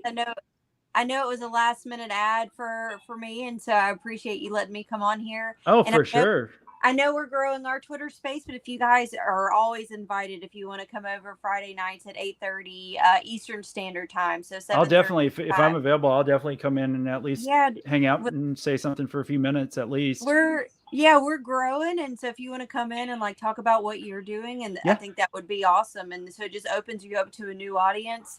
Yeah, that's how my channel's grown, because I keep doing that rinse and repeat over and over and building relationships, and it's grown really fast. We're excited to grow it and just have it be a chill, safe space. So that's what absolutely. Travis? Do y'all do Twitter Spaces and stuff too? Not that often. Gotcha. What we do if we have something like coming up. But it is something that we probably should do more often. Hey, everybody keeps. Oh, go ahead. No, I was just going to say, Travis, please, and Sean, come back. So y'all, Balto Token Official is going to be where you would find us, and or baltotoken.com, and just come and visit us and hang out on Friday nights at 8:30 Eastern Standard Time. That'd be cool. It's going to be a fun time. For sure. Awesome. And everybody keeps telling me, I've had devs reaching out to me, asking me to, if I've hosted Twitter Spaces. And I haven't yet, but I easily could now because I've been in enough of them. So I think it's something I'm going to start exploring too. And, this is where we're starting. I don't know where it'll go from here. We've done two. And so the first one was interesting. I think that last night got a little bit better. I think every time we do it, it'll just keep getting better and the people will grow. And so, well, it's like tonight. I mean, we've averaged probably 30 to 40 people at all times throughout the night, somewhere around there. But if we would set this up, schedule, and just have, we can have up to 10 people on and schedule it, every week or every 2 weeks or something. Even if we time limit it just for an hour and a half. Even something like that would grow a lot. Before you know, there'd be like a couple hundred people watching it. More people hear about it. So I definitely want to get all of y'all on separately too. And then as soon as I get off here, I'll shoot y'all my contact info. That way we can stay in touch and everything. And Sean, I appreciate you. Oh, go ahead. No, I'm sorry. I'm just very curious about that trade show. It sounds really cool. So I know. That. Awesome. I can't wait. Yeah, definitely. When you come on the channel, we gotta talk about that. Everybody will be in the chat. Jenny will be in the chat checking it out, seeing what he has to say about all of it. It's exciting. But Platinum also and CVC and Volt, they've got something going too that's metaverse related. That's really cool too. So maybe a good link up for both of y'all each way. You know what I mean? Yeah. So it's all about making relationships and positivity in the space, man. It really is. Absolutely. Teamwork makes the dream work. Yeah, It is. It really does, man. It's 100% true. I'm behind in the chats again. I'm way behind in the chats. Oh my God. Everybody's chatty. Let me catch up real quick. I want to make sure I didn't miss any questions or anything. I'm getting stoked about streaming on Twitch. So Racket Club, you're going to start streaming on Twitch and YouTube? That's cool, man. You got to come on my channel, bro. Come hang out. Shannon Thomas is in the house. How's it going, Shannon? Thanks for joining, brother. I appreciate you, man. Always a supporter here. Realism Trip, obviously, he's here a lot. So I've grown a really good group. I mean, I've only been doing this channel. I don't know if y'all know, but I've only been doing this for less than 2 months. Oh, wow. So less than 2 months. My goal was to hit 500 subscribers by the end of May, 450 to 500. And Nice. I broke right at like 1050 or 1100 at the end of May. So I like doubled my subs in like, I didn't think I'd hit 1,000 subs till maybe like July or August. So I had no intentions on this growing like it is. And it's just all organically. It's all organically fell into place, and I love it. And I'm excited to see where it goes. And then it's cool because then I can, we're all growing together. I'm in a different aspect of it. You all have projects, but to see us all grow and like flourish in the space is badass. You know what I mean? Yes. Yeah, absolutely. Yeah. And always watching Keith. Keith's a good dude. I love CVC. All these projects. I don't know that much about Balto or Isaitama yet, but I've heard good things. I've heard good things for a long time about Isaitama. So I'm definitely gonna do my own due diligence and do deep dives into both the projects before y'all even come on, just so I've got some knowledge on everything. Cool. Thank you. Absolutely. Just making sure I didn't miss any questions or anything here. Hook it up with a mod. Yeah, dude, I will. A Realism Trip, I got to hook you up with a mod, man. I got to give you a wrench on the channel. I've got good mods in here, and I'll I gotta do mods on Twitter. On Twitch too now. I didn't think about that.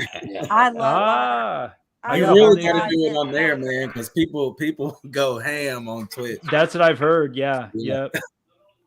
I know that for us, our mods in Telegram, oh man, if we didn't have those guys, I don't know what we would do. They've set up so many cool things and keep people out and keep the room clean and positive. Like That's those awesome. guys are legit. It's been so nice to get to know them too. And they give us kind of like the inside scoop on things. And so it's nice to be able to talk to them. It's like, okay, what are you kind of feeling right now? And they give you, some information, and it feels good to know that we're all kind of working together, and they are a good representative of the space right now. So it's really cool.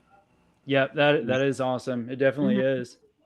Yeah, and it's just fun to get to know people, and you're always talking to them and just kind of going over things, and if they need stuff for you to like send out tweets, and so you have like a little special relationship with those guys, and you get to know them, and so it's fun. It's cool, because I've seen some projects from like last fall with like just community members that invested in projects early and stuff, and now they're like part of the team.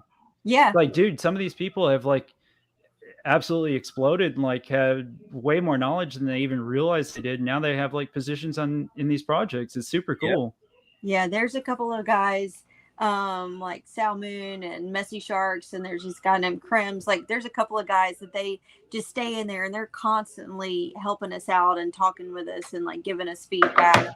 And it's cool, and we also have fun too. So it's like work and play kind of environment, because you're messing around with each other and kind of razzing each other and stuff, but then you're also getting useful information that you can help tailor what you're going to do next, or how you're going to approach things next. And so it's just a really special group that you build, and I like that trust and feeling that you have with a team within the team. So it's been 100%. A fun journey to go on. Yeah, 100%. I love those guys. And then all the projects that are like supporting each other, like all y'all coming on here together and stuff. It's like, because you see the toxicity in the space. I mean, everybody sees it, and it's like, why are these projects fighting with each other, man? I mean, it's not going to help anything. Nothing at all. And I understand not everybody likes each other, but you can still be business, business minded and cordial to each other. You know what I mean? So everybody's trying, everybody's working hard, you know, just give each other a break. You know what I mean? Negativity breeds negativity. So you just just leave it alone and just try 100%. To move forward. So it's not worth it. That's one thing that we try to strive. It's like, if you want to be in our space, come join us, but just chill out. Like, we're here because we all want to have a passive income. We're trying to like do things with our lives, and we're all, you know, we have all these goals that we want to achieve. And so we're all for the same mission. Like, there's no reason that we need to be so negative. Like, everybody's here because they want to be an investor and make it income or make this their career. Like, everyone has their own reasons, but they're all positive, or they should be positive reasons, the ones that you choose to network with.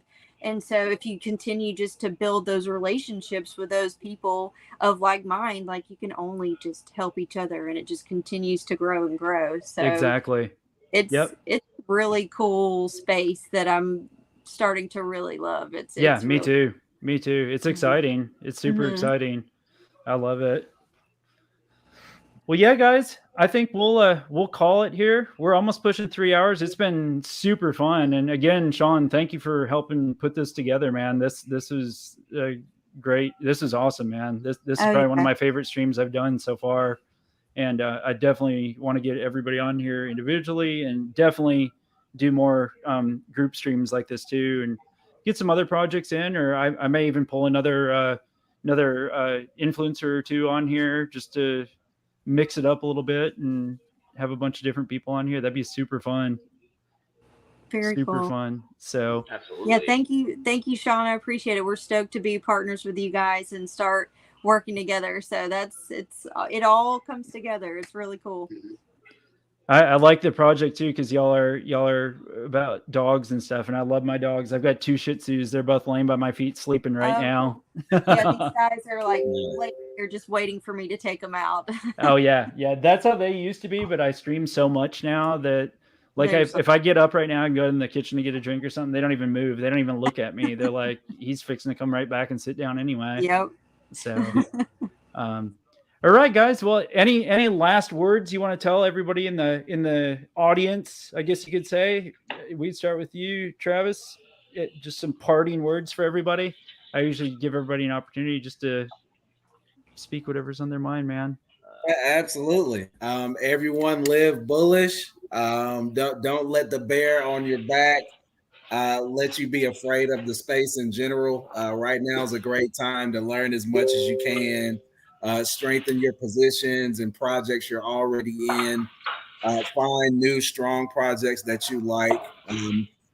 Definitely try as hard as you can to get to know the team and the community before aping in. But in doing so, just make sure that you're investing in a strong project. Yeah. 100% agreed, man. Do your own research. Like, do your research. I mean, I had to make a joke to one of our other guys, TJ, who set this up. He texted me earlier, and he goes, the AMA tonight is at 10 p.m. And I kind of looked at him, and I did my little thing, and I Googled, and I went back to Twitter, and I was like, no, I'm pretty sure that it's Central Standard Time and we're in Eastern Standard Time. And I was like, you always have to check your sources. Like, you've got to do your own research. Always. Like, oh yeah, it's 10 p.m. because who knows what he's thinking. He's been working night shifts, so he's all over the place. But I was just like, that's why you got to check your sources. And I put him on blast in our little mod group. And I was like, see, he's trying to mess me up right now. Like, that's if hilarious. I didn't check my own sources, then I would have been late for the party tonight. That's funny. Yeah. That's awesome. Yeah. Sean, last words. Thanks for having me, man. Always a blessing to be here, and a blessing to have such a positive, uplifting community. And just saying to everybody, focus on your loved ones, your family. Every day is a blessing, and the people that are close to your heart, cherish them and appreciate them, and give them some positivity, because that's what's important in life. And just be positive, guys. You know, lift each other up in the chats. I know a lot of negativity and a lot of down emotions with the market and all the other bad things in the world, but always be positive, be compassionate, and spread some love to the people you care about, and some random kindness to people as well, because it really can change somebody's whole day or even whole outlook. So thank you all for having me, and thanks everybody for being here too. Absolutely. Keith, you're on deck, man. Parting words. I mean, just you know, I always say this to be upfront, be honest. You know, if you have a deadline, you know, make sure you always hit it. You know, like I do. You know, I mean, always things can go wrong. I guess sometimes, you know, when it happens, and I guess, you know, just respect all the communities that are around. You know, that's what I always do, and you know, because I like everyone. That's the thing. You know, there's a lot out there.